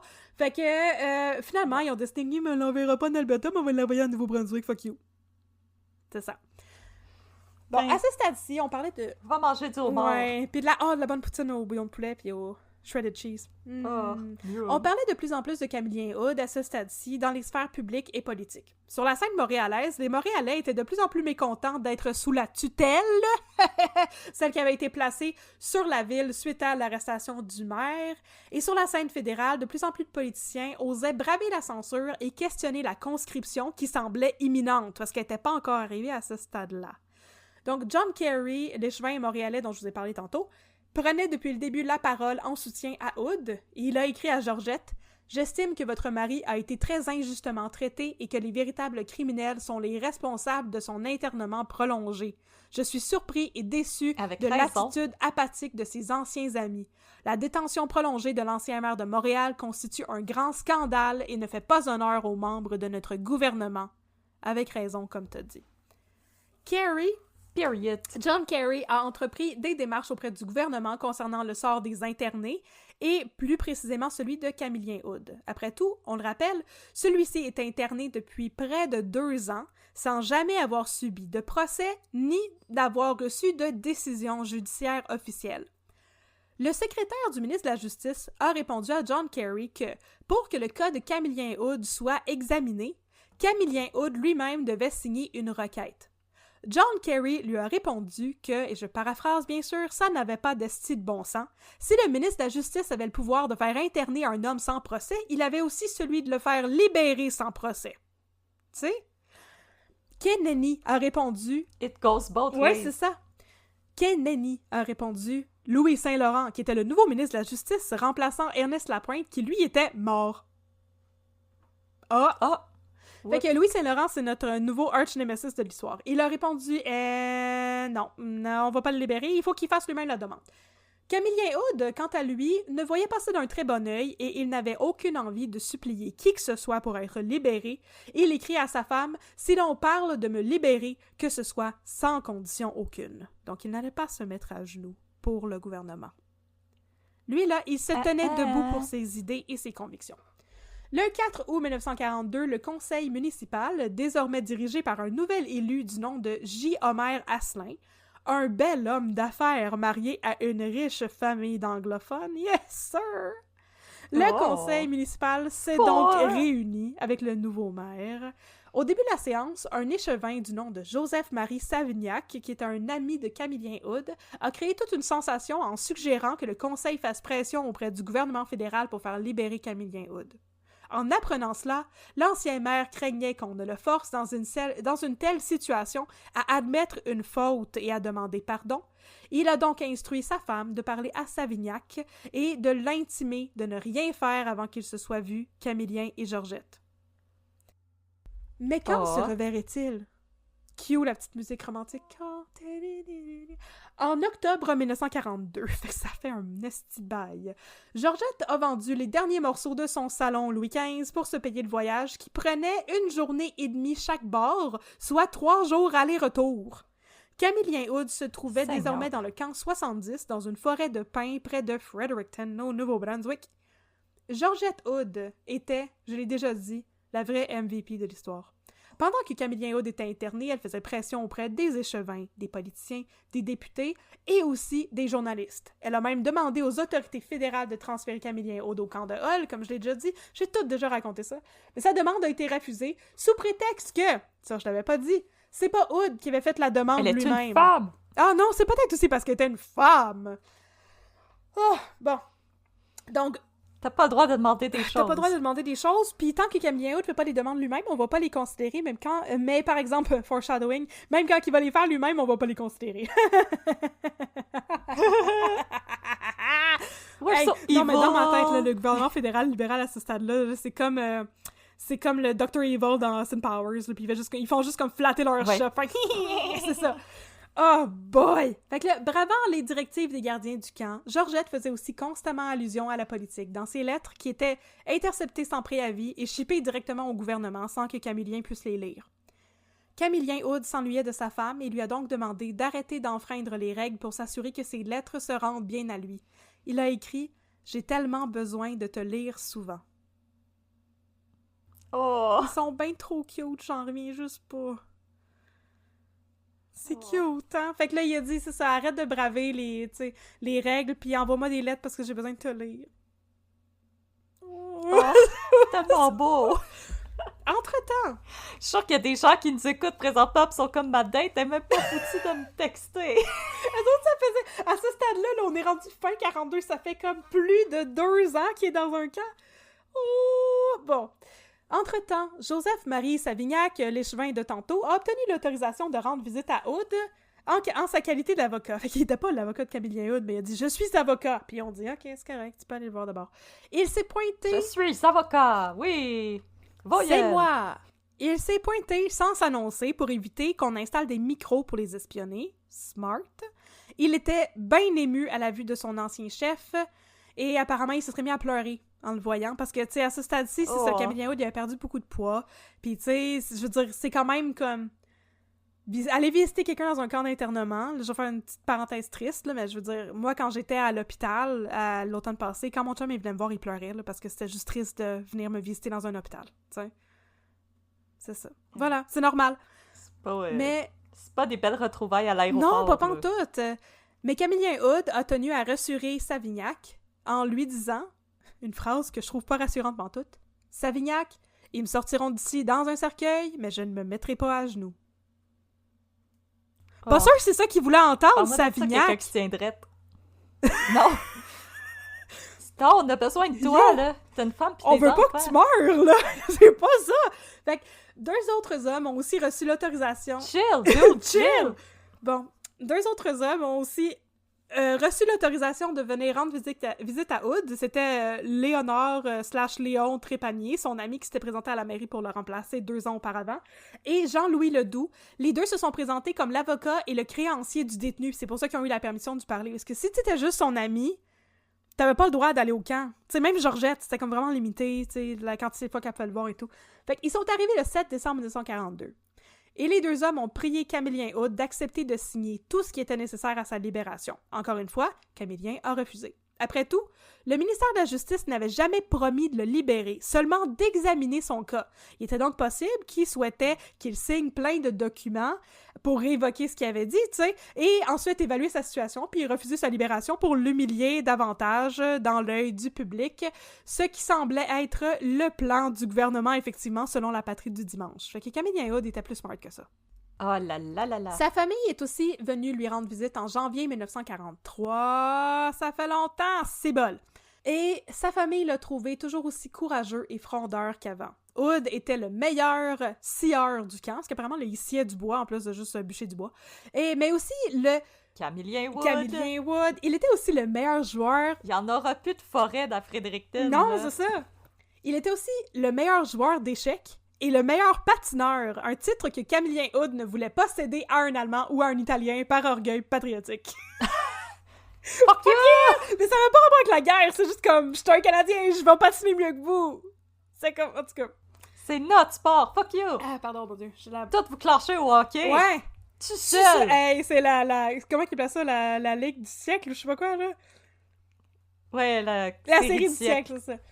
Les filles de Hood, mais là, c'est pas ces 3 filles. Je pense que c'est seulement Madeleine puis Marc qui avaient eu le droit de venir. Il y en avait une qui avait... C'est ça, Georgette... Tabarnak, qu'est-ce que c'est? Georgette avait fait la demande pour venir visiter Camillien Hood avec ses 3 filles. Puis on dit, ben, tu peux venir, mais tu peux juste en amener 2. C'est cave, là. C'est tellement cave. Fait que, bon, ces filles voulaient aussi supplier leur père de signer des documents pour que son cas soit examiné par le ministère de la Justice. Mais celui-ci a, vous l'aurez peut-être déjà deviné, refusé de nouveau. Elles ont tout de même quitté le camp, encouragées par son attitude brave et inspirante. Tu sais, parce que, je veux dire, c'est ça, c'est juste Joseph-Marie Savignac là, qui braillait en le voyant. Là. Lui, il était comme... Si, j'endure et je perdure et I'm gonna make it through, puis c'est ça. #Sliving. C'est ça. Excusez, là, mais lui, il était beaucoup plus #Sliving que Paris Hilton, là. Fallait que je le dise, là. Ouais. À répétition, le ministre de la Justice, Louis Saint-Laurent, qui avait zéro chill, a refusé d'évaluer le dossier de Hood parce que celui-ci n'en avait pas fait lui-même la demande, même si tout le monde semblait l'avoir demandé à sa place, y compris sa femme et son avocat, Ligory Lacombe, qui vient de revenir dans l'histoire. Enfin, le 10 mai 1943, Camillien Hood a enfin demandé à ce que son dossier soit évalué. Dans une lettre à P.M. Anderson, le sous-ministre de la Justice, Hood a demandé sa libération pure et simple. Il a écrit dans sa demande « Je vous ferai observer que ces commissions ne sont pas tenues pour suivre la procédure des tribunaux réguliers et que leurs membres remplissent plutôt le rôle d'accusateur que celui de juge, et que leurs recommandations sont d'ailleurs agréées et rejetées selon le bon vouloir du ministre de la Justice. » De shade. Il y a beaucoup de shade, là. Camillien Hood, il avait toute une verve. Il a enchaîné « Si je suis dans l'obligation de rester prisonnier du gouvernement, j'insiste pour être transféré dans un camp plus près de ma famille, de préférence dans Québec. J'ai fait plus d'une demande à ce sujet. Toutes ont été refusées. Cependant, la même demande a été accordée à 70 personnes d'un coup qui ont été transférées de Petawawa dans Québec et à 18 autres qui ont été transférées de Fredericton à Petawawa, ainsi qu'à 14 autres plus récemment de Fredericton dans Québec. Je demande encore une fois au ministre de la Justice dont je suis le prisonnier de recommander au département de la Défense nationale de me faciliter par un transfert les visites de ma femme, de mes enfants et de mes avocats au besoin. » Fin de la citation. Ça a le mérite d'être clair. Yep. Le surlendemain. Il appelle un chat un chat. Effectivement. He's calling the cat a cat. Le surlendemain, René Chaloux... Hey, il y avait tous les beaux noms que j'avais, c'est le premier qui me gosse. Chaloult. Chaloux? Bon, Chaloux. René Chaloux, député pour l'Union nationale, a présenté une motion à l'Assemblée nationale pour demander qu'il fasse pression auprès du gouvernement fédéral pour faire libérer Camillien Hood. Le président de la Chambre a refusé les discussions sous prétexte qu'une telle demande enfreindrait les règlements fédéraux. Maurice Duplessis a renchéri en disant que, après tout, Camillien Hood n'avait pas demandé à être libéré, seulement à être plus proche de chez lui. Ah! Haha! Maurice! Loophole! Ta gueule, Loophole! Maurice! Ta gueule! C'est ça, voilà. Enfin, le sous-ministre de la Justice a annoncé à Camillien Hood que sa cause allait être entendue par un comité consultatif. Celui-ci s'est tenu en mai 1943 et il était constitué des juges M.A. Meller de Sarnia en Ontario, W.M. Dixon d'Ottawa et Robert Taschereau, ironiquement le fils de Louis-Alexandre Taschereau qui était le grand ennemi de Camillien Hood dans les années 20. Était-ce un hasard? Était-ce un conflit d'intérêts? Non et oui. En effet. Peut-être. Donc, en tout cas, ils ont demandé à Camillien s'il retirait ses propos du 2 août 1940, ce à quoi il a répondu non, pas pantoute. Et il a ensuite, Camillien Hood, procédé à exposer pendant 1h30 toutes les promesses politiques faites par les libéraux qui, auparavant, s'étaient fermement opposés à la conscription, on s'en rappelle. Le comité consultatif, malheureusement, n'avait aucun pouvoir décisionnel et c'était comme qui dirait une esti de perte de temps parce qu'ils ont juste dit qu'ils allaient envoyer le dossier au ministère de la Justice. On est de retour où on avait commencé. Bravo les boys. Le président du comité a aussi remis à Hood un document qu'il l'a invité à signer, celui-ci stipulant 3 clauses. Clause numéro 1. Hood s'engageait à obéir à toutes les lois en vigueur. Clause numéro 2. Hood s'engageait à ne rien dire ou faire pour encourager les gens à nuire à l'effort de guerre. Et clause numéro 3.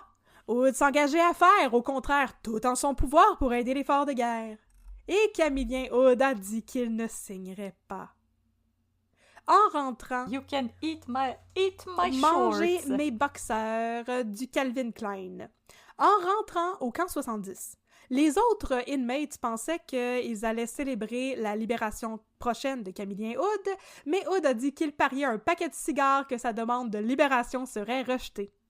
Et il a gagné son paquet de cigares parce qu'en effet, le 2 juin 1943, Ligory Lacombe a discuté de la chose avec le ministre de la Justice, le maudit Louis Saint-Laurent, et celui-ci a confirmé que le comité consultatif avait recommandé de continuer l'internement de Camillien Hood et que le ministre lui-même avait acquiescé à leur demande. C'est pas ma faute, c'est eux autres, mais en fait, eux autres, ils n'ont aucun pouvoir décisionnel, c'est moi qui prends la décision, mais je prends la décision de suivre ce que les autres ont dit. Oh boy. I know. Ça achève, inquiète-toi pas. Bon, C'est correct. quand elle a appris la nouvelle, Georgette était bien découragée. Camillien, quant à lui, faisait toujours preuve de son sang-froid légendaire. Il lui a écrit « Je leur ai dit que si j'avais perdu mon bouton de collet, je serais furieux. Mais la perspective de quelques années de plus d'internement quand on n'y peut rien et que l'on est convaincu d'être dans le bon chemin et d'être utile à toute une race, cela s'endure mieux que les tracasseries du quotidien. Ils ont ri, et moi aussi. Je continue mes exercices physiques pour être bien en forme le jour de la délivrance. Tu as dû être débordé. Je ne sais comment tu as pu faire face à tant d'appels et à tant de monde. Mon sort est préférable au tien. Je n'ai en somme qu'à me laisser vivre, tandis que tu as toutes les responsabilités. Il est vrai que tu as tous les courages. La providence te prodigue tous les embarras. Fait que c'est ça, il s'est comme résigné à rester là ad vitam aeternam, puis a dit à Georgette, en tout cas, moi je t'envie pas parce que c'est comme pas mal dur ta vie, puis je suis vraiment désolée que ce soit dur pour toi, puis fais-toi-en pas pour moi parce que il était vraiment, vraiment, vraiment très, très... d'une force de caractère assez incroyable. Hihi. Il a dit, inquiète pas, je vais devenir swole. OK. Prochaine partie. La libération du chief de Magog, lol. Non, c'est pas Vincent Lacroix. Mais la libération du chief! En 1900... De Montréal. Du Montréal. En août 1943, Roosevelt, Churchill, Mackenzie King et leurs états-majors se sont réunis à Québec dans le but de, et je cite la patrie du dimanche, préparer les étapes décisives de la domination anglo-saxonne sur le monde. What? Take it down a notch. Juste un peu, puis en passant, c'est pas arrivé. Fait que... Ça sonne pas positif partout. c'est comme moyen, là, je veux dire. Ouais, comme, en tout cas. Ouais, bon. What? Et ma réponse. Joseph Marie... Quoi, il prévoyait l'arrivée des Beatles? Ouais, c'est la Beatlemania. Tantôt, il y a la Camillien Mania qui s'en vient, mais c'est ça, c'est... bon, Joseph-Marie Savignac, le grand bro de Camillien Hood, a fait appel à Winston Churchill lui-même dans une missive interminable qui incluait le segment suivant. Pour des paroles et des gestes plus graves, des citoyens ont eu leur procès, plusieurs ont été élargis sans procès, et d'autres nullement inquiétés. Vous êtes réunis ici pour assurer la liberté des peuples. Allez-vous penser à celle des individus? Fin de la citation. Tout ça pour finalement se faire répondre non pas par Winston Churchill lui-même, mais par son secrétaire, que c'était une question qui relevait uniquement des autorités canadiennes, puis comme we don't care. Winston Churchill s'en balance. Le 6 novembre 1943, Camillien Hood, qui devait commencer à être tanné rare, a écrit à l'adjoint parlementaire du ministre de la Justice pour lui redemander sa libération, expliquant qu'il est prêt à signer les papiers qu'il a refusé à signer en mai 1943. L'adjoint parlementaire, qui s'appelait, si j'ai bien compris, Joseph-Jean Hood, mais comme aucune relation à Camillien Hood. En tout cas, il a... Enfin, il y a plusieurs Mais je pense, mais au début, c'était pas clair, puis il avait l'air de dire que comme Joseph-Jean était son fils, puis je suis comme, il n'y a pas de fils, puis j'étais vraiment confuse. C'est pas son fils, c'est juste comme le secrétaire de la justice, en tout cas. L'adjoint parlementaire, pardon. Joseph-Jean Hood a transmis la demande à son boss, le maudit Louis Saint-Laurent. Le ministre Saint-Laurent a dit que Camillien devait, s'il voulait redemander sa libération, passer par les canaux traditionnels au lieu de contacter l'adjoint du ministre. Hey, c'est ça la voix dans ma tête, là, pendant tous ces tatouinages niaiseux. Ouais. Tu peux passer la demande à moi directement. Hey, c'est... Alors, c'est du tatouinage de Camillien fonctionnaire. Hood a ensuite envoyé la même demande directement à Saint-Laurent et 16 jours plus tard, il a reçu une réponse. On l'a invité à se présenter de nouveau devant le maudit comité consultatif inutile du Calice l'année suivante, donc en 1944. OK, Hood a donc pris un moment pour réfléchir. Il avait comparu devant le comité en mai 43, ça n'avait pas mené à grand-chose, mis à part semer la confusion dans la tête du monde quant aux convictions de Hood. En plus, ils ont refusé sa libération. Est-ce que c'était à cause de son témoignage ou de son refus de signer les papiers? Si c'était à cause de son témoignage, nul ne servait de retourner devant le comité parce que les opinions de Hood n'avaient pas changé. Et si c'était à cause des signatures, nul ne servait d'y retourner parce que Hood se disait prêt à signer ce qu'il pourrait faire sans comparaître devant un comité. Tu sais? Alors, le 17 janvier, le sous-ministre de la Justice a demandé à Hood une réponse officielle quant à cette histoire de nouvelle comparution, et celui-ci a répondu, et je cite, « Une première comparution devant le dit comité consultatif ne m'ayant point valu ma libération, mais ayant plutôt prêté à confusion dans l'esprit du public, je désire m'en tenir dorénavant à mon idée originale. Originale à plus d'un point de vue, de ne recouvrer ma liberté que par ordre en conseil, c'est-à-dire par la même procédure que le gouvernement a cru devoir employer pour m'interner. » En outre, vu que certains intéressés sont actuellement fort occupés à disséminer une interprétation fantaisiste de mon consentement à signer la formule usuelle soumise à chaque interné lors de la libération, je désire vous faire part qu'afin de mettre fin de façon formelle à toute interprétation erronée, j'ai décidé que même si j'étais libéré, je ne signerais aucun document qui puisse être considéré par qui que ce soit comme pouvant me priver d'une seule parcelle de mon droit strict d'exprimer publiquement mon opinion sur n'importe quel sujet que, à mon sens, le public pourrait avoir intérêt à entendre. Tout un homme, ce Camillien. Tout un speech. Peu importe nos allégeances politiques, on peut quand même être impressionné par sa verve et la force de ses convictions. Et son aplomb. Alors, il refusait de se présenter de nouveau devant le comité consultatif. Sa femme, Georgette, était très fière de lui. Elle adressait ses lettres à Camillien Hood, héros, prisonnier de guerre 694. Ah. Yeah, stick it to the man! Yeah, PW 694, héros! Georgette a aussi continué à braver la censure qui réglait les camps. Lors de sa visite du 5 février 1944, elle a passé à Camillien une copie de ses correspondances avec le ministère de la Justice. Oh! C'est ça. Ah, je sais, elle était gâtée, la madame. De nouvelles élections se profilaient, tant au niveau provincial que municipal. Si Camillien Hood n'arrivait pas à sortir du camp d'internement, il ne pourrait pas retrouver sa place sur la scène politique avant plusieurs années. Pour cette raison, Camillien Hood a enfin accepté une nouvelle comparution devant le comité consultatif du Calice, convaincu qu'on le libérerait après cette formalité. La nouvelle comparution est fixée au 27 mai 1944. Georgette a voyagé jusqu'au Nouveau-Brunswick et s'est installée dans un hôtel face au palais de justice pour attendre son mari, mais celui-ci ne serait pas libéré tout de suite. Les jours vont passer, les semaines aussi, les élections étaient fixées pour le 8 août 1944 et Georgette se doutait que le refus de libérer son mari, même après une deuxième comparution, était sans doute lié à une volonté de protéger le gouvernement d'Adélard Godbout. Le 24 juillet, la libération de Camillien Hood est de nouveau réclamée. C'est la date à laquelle il commençait habituellement ses campagnes électorales. Enfin, le ministre de la Justice a pris la parole pour expliquer que la libération était décidée, gna gna gna, en principe, gna gna gna, mais le gouvernement attendait, gna gna gna, un moment dit plus approprié, gna gna, pour procéder à la libération. OK, mais les élections, c'est cyclique, là. Il y en a tout le temps. Fait que, comme à un moment donné, faut Je pas... sais. Donc, les élections provinciales et de la mairie et tout se sont déroulées comme prévu, sans la présence de Camillien Hood, et se sont soldées par une élection de l'Union nationale et de son chef, Maurice motherfucking Duplessis. Les élections terminées, tout le monde attendait avec impatience que le gouvernement libère enfin Camillien Hood. Et celui-ci a enfin été libéré le 16 août 1944. Il a été prévenu de sa libération à 9h le matin, libéré à 11h. En sortant, il s'est rendu à l'hôtel pour appeler sa femme. Et de là, la nouvelle de sa libération s'est répandue comme une traînée de poudre. Des Montréalais se sont déplacés en foule pour l'accueillir à la gare. C'était comme le Beatlemania. Les femmes pleuraient et jetaient des fleurs. Les gens criaient. Camillien Hood était jubilant. Il avait perdu beaucoup de poids, mais était tout de même en grande santé.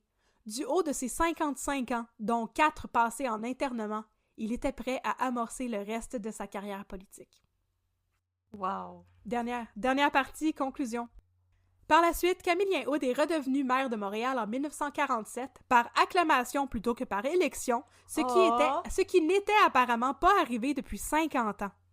Il s'est aussi réconcilié avec Maurice Duplessis et l'a soutenu publiquement lors des élections provinciales de 1948.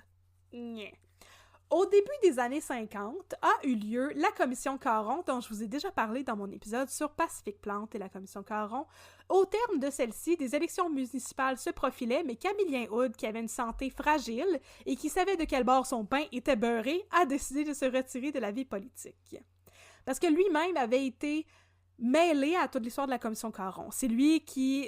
c'est le comité exécutif qui appointait les chefs de police. Fait que Albert Langlois, qui était le chef de police, qui avait été blâmé pour toute la corruption et tout ça, ben c'est lui qui l'avait appointé. Puis je veux dire, toute l'histoire de Pacifique Plante, sa mise à pied, l'escouade de moralité et tout, c'est tout arrivé sous Camillien Hood, ces affaires-là. Fait que plutôt que d'éviter la disgrâce, il a décidé de se retirer de la vie politique.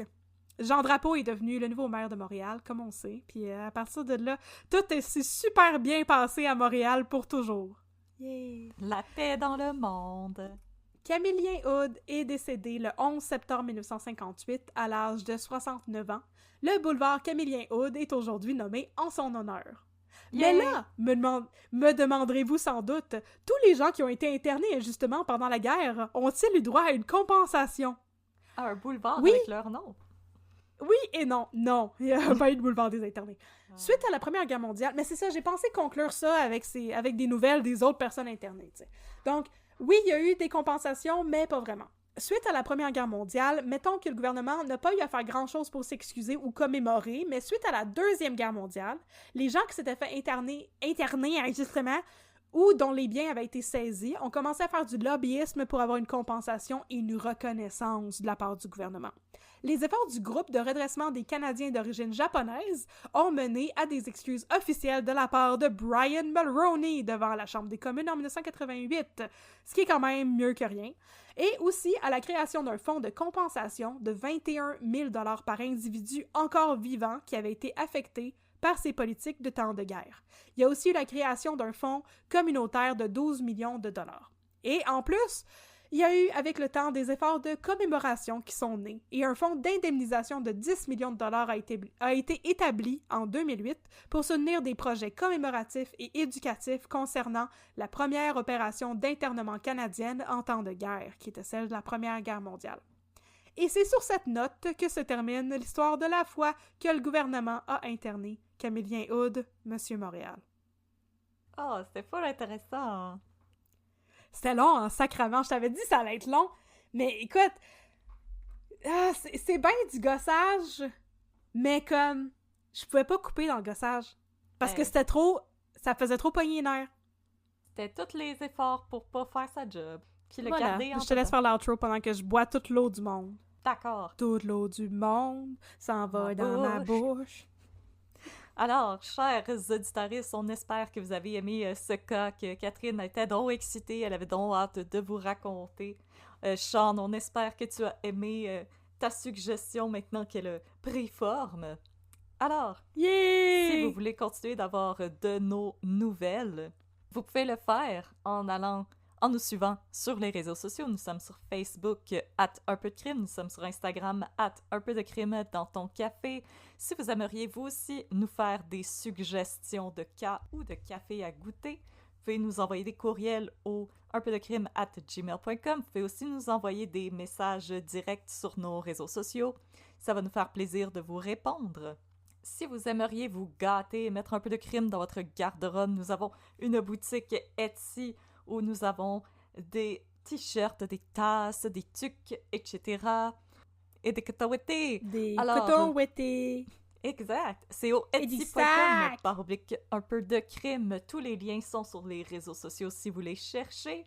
Et si vous désirez nous soutenir financièrement, vous pouvez devenir un patron du podcast en vous rendant sur la plateforme Patreon. Catherine, est-ce que tu veux donner les tiers d'abonnement? Oui, je suis prête! Cette fois-ci, je suis prête! Let's go, vas-y, on t'écoute! Alors, nous avons 4 paliers d'abonnement. Comment ça fonctionne? C'est que vous nous donnez votre âme et votre argent chaque mois, et en contrepartie, on vous donne des affaires. Donc, il y a un premier palier, le petit espresso, 3 piastres par mois. Vous obtenez un shout-out en ondes. Pour 5$ par mois, le bon vieux café filtre, vous obtenez un shout-out en ondes et accès à notre belle, magnifique communauté Discord où on partage la musique qu'on écoute, on jase d'émissions de TV, on fait des beaux posters de motivation avec des phrases du FLQ. On est vraiment chill. Il y a ensuite le Fancy Flat White. Pour 10$ par mois, vous avez accès à tout cela, mais aussi accès à tous nos épisodes une journée à l'avance et accès au contenu bonus 4 fois par année. Donc, c'est bien le fun. Si vous écoutez vos podcasts sur n'importe quelle autre plateforme que Spotify, vous avez un RSS feed. Vous avez comme votre propre lien qui va comme télécharger les épisodes bonus direct dans votre application. Moi, j'utilise Pocket Cast, c'est bien le fun. Les Patreons auxquels je suis abonné, ça, je peux avoir accès directement dans mon application aux épisodes bonus et aux épisodes en avance et tout ça. Yes, sir! Et ensuite, pour 15$ par mois, vous avez le succulent Cold Brew qui vous donne accès à tout cela, plus un paquet de 3 autocollants designés par Her Truly. C'est pas Yours Truly, c'est Hers Truly. Non, c'est pas ça, ça marche pas. Audrey, voilà, c'est designé par Audrey. En plus de 10% de rabais sur notre boutique Etsy. Pour vous gâter. Yes. Et on n'a pas de shout-out à faire dans cet épisode-ci, on les a fait dans l'épisode d'avant. Mais merci à nos chers Patreons de nous soutenir. Ça nous permet, Catherine et moi, d'aller prendre un café ensemble une fois par semaine. Et ça nous permet aussi, par exemple, j'ai pu me payer un abonnement pour regarder des documentaires pour des cas à venir. Alors, merci, c'est grâce à vous qu'on peut se permettre ça. Et n'oubliez pas la plateforme Patreon. Aha! Vous pouvez toujours ajuster combien vous voulez donner. Alors, si vous voulez vous abonner temporairement pour pouvoir écouter le contenu bonus et ensuite baisser, il n'y a pas de problème, vous pouvez le faire. Nous, on juge pas ça et on est juste très heureuse de vous compter parmi nous avec nos beaux Patreons. Alors, Puis là, pour faire une petite plug supplémentaire, là, tu sais, pour remettre l'eau à la bouche aux gens, nous avons présentement 2 épisodes bonus qui ont été enregistrés et qui sont disponibles sur Patreon. Dans notre premier épisode bonus, j'ai couvert 2 histoires de fraude plutôt qu'une qui impliquait toutes les 2 quelqu'un qui s'appelle Ricky. Et Audrey a aussi couvert une histoire de vol. Puis là, par la suite, on s'est dit « Ah, c'est dommage le fun quand on fait un concept! » Alors, pour notre 2e épisode bonus qui vient tout juste de sortir, le bonus de l'hiver 2023, nous avons fait des histoires d'émeutes. Alors, premièrement, on avait l'émeute de la petite variole sexy avec les vaccinateurs sexy. Et ensuite, l'émeute vraiment déprimante de l'établissement Archambault. Ce sont des épisodes complets, là. C'est comme 1h30, 2h chaque, là. C'est vraiment des longs épisodes. Vous en avez pour votre argent. Puis là, pour vous l'annoncer en primeur, je pense qu'on l'a déjà mentionné, mais je suis pas sûre. Notre prochain épisode bonus, ça va être un spécial Internet où on va vous parler de Alphabet et Mafia Boy. oh que oui, soyez au rendez-vous. Fait qu'on va devenir des Internet hackers des années 90, puis on va faire... Ça va être incroyable! Et sur le Patreon, il y a aussi le vidéo extra de La vie secrète des geekettes auquel Catherine et moi avions participé si vous voulez voir nos petites faces. Oui! Alors, merci d'avoir Qui mange des été Doritos. parmi nous dans le camp de travail de Petawawa. On a bûché du bois. Si vous êtes fatigué, que vous êtes tanné de bûcher du bois et que vous voulez aller faire un petit dodo, c'est correct. Mais pour les gens qui, comme Sandy dans Grease dit « Tell me more », on va faire les 2 minutes de stat! Maintenant!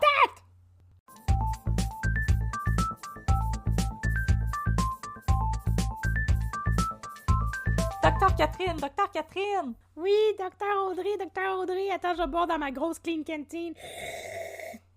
Là, il s'est passé quelque chose. Quoi? Te rappelles-tu de la maudite fuite d'eau sur laquelle on est tombé v'là une couple d'épisodes? Ah non, pas une maudite fuite d'eau. Ça, c'est poche. Ben là. Est-ce que c'est une métaphore pour toute la poune de Jacob Faubert? Ah! C'est parce que les madames, ils l'ont vu, là, dans la salle d'attente. In my life. Oui. Puis là, il faut qu'on mette des pancartes « Attention, plancher mouillé », là, quand il arrive avec ses beaux cheveux. Oh! On les a Ses beaux cheveux récupérés de herbalescence. 17 de District 31. Wow. Fait qu'est-ce qui arrive avec la fuite d'eau? Ben là, on a appris Ouais. pourquoi que Marco, là, il tenait autant à la réparer, cette maudite fuite d'eau-là. Pourquoi? Parce que là, pendant un moment vraiment touchant, il nous a raconté que il ne savait pas nager et qu'il avait peur de se noyer. Ouais. Et que quand il était petit, un matin, il s'est réveillé et il y avait une inondation dans l'appartement où il restait. Non! Et il a cru qu'il allait mourir et se noyer. Non! Alors, c'est pour ça qu'il a autant peur des fuites d'eau. Même si, C'est tout? bonne Il y a chance. pas une affaire que genre sa sœur s'était noyée, non? Non, sa sœur, elle avait ri C'est de moi qui ai lui. inventé ça. Ah. Ben oui, mais...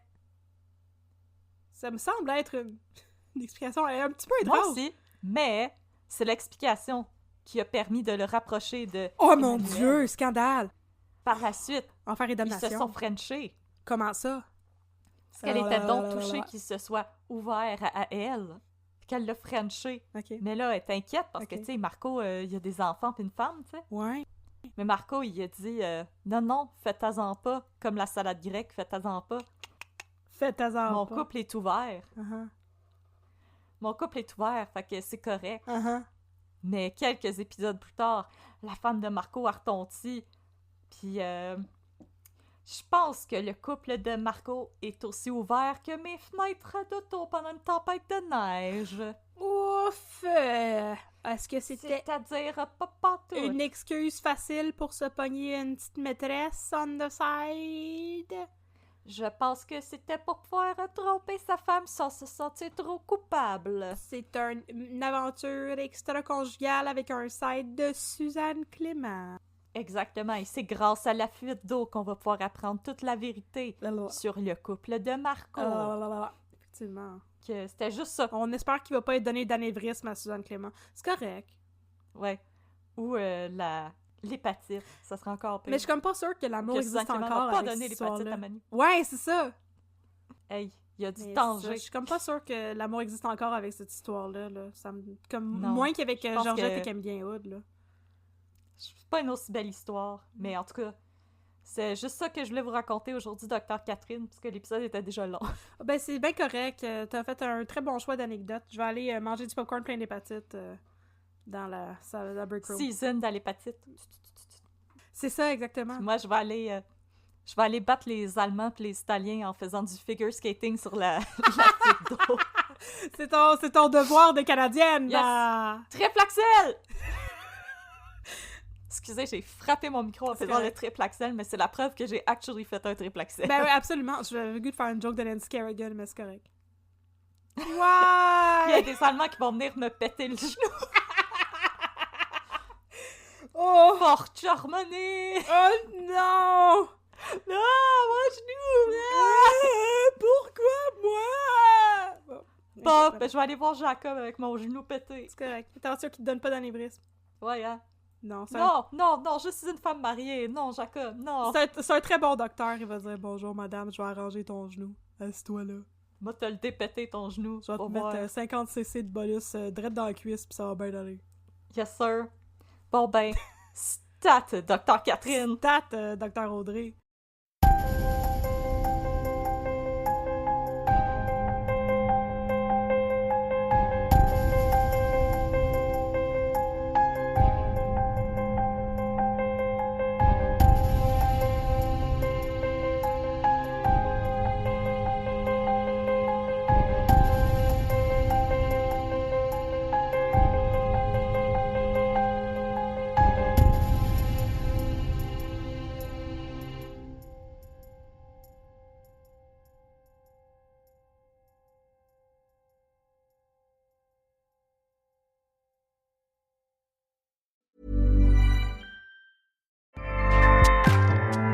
Acast powers the world's best podcasts.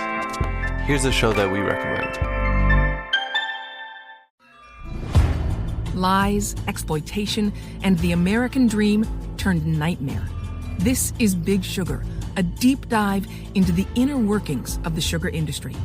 I'm Celeste Headley, and in a new podcast, I'm investigating a true crime story like no other about the men who risked their lives to cut sugarcane.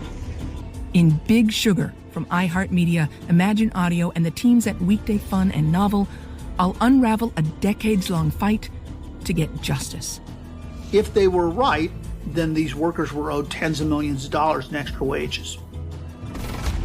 Listen to Big Sugar wherever you get your podcasts. Acast helps creators launch, grow, and monetize their podcasts everywhere. Acast.com.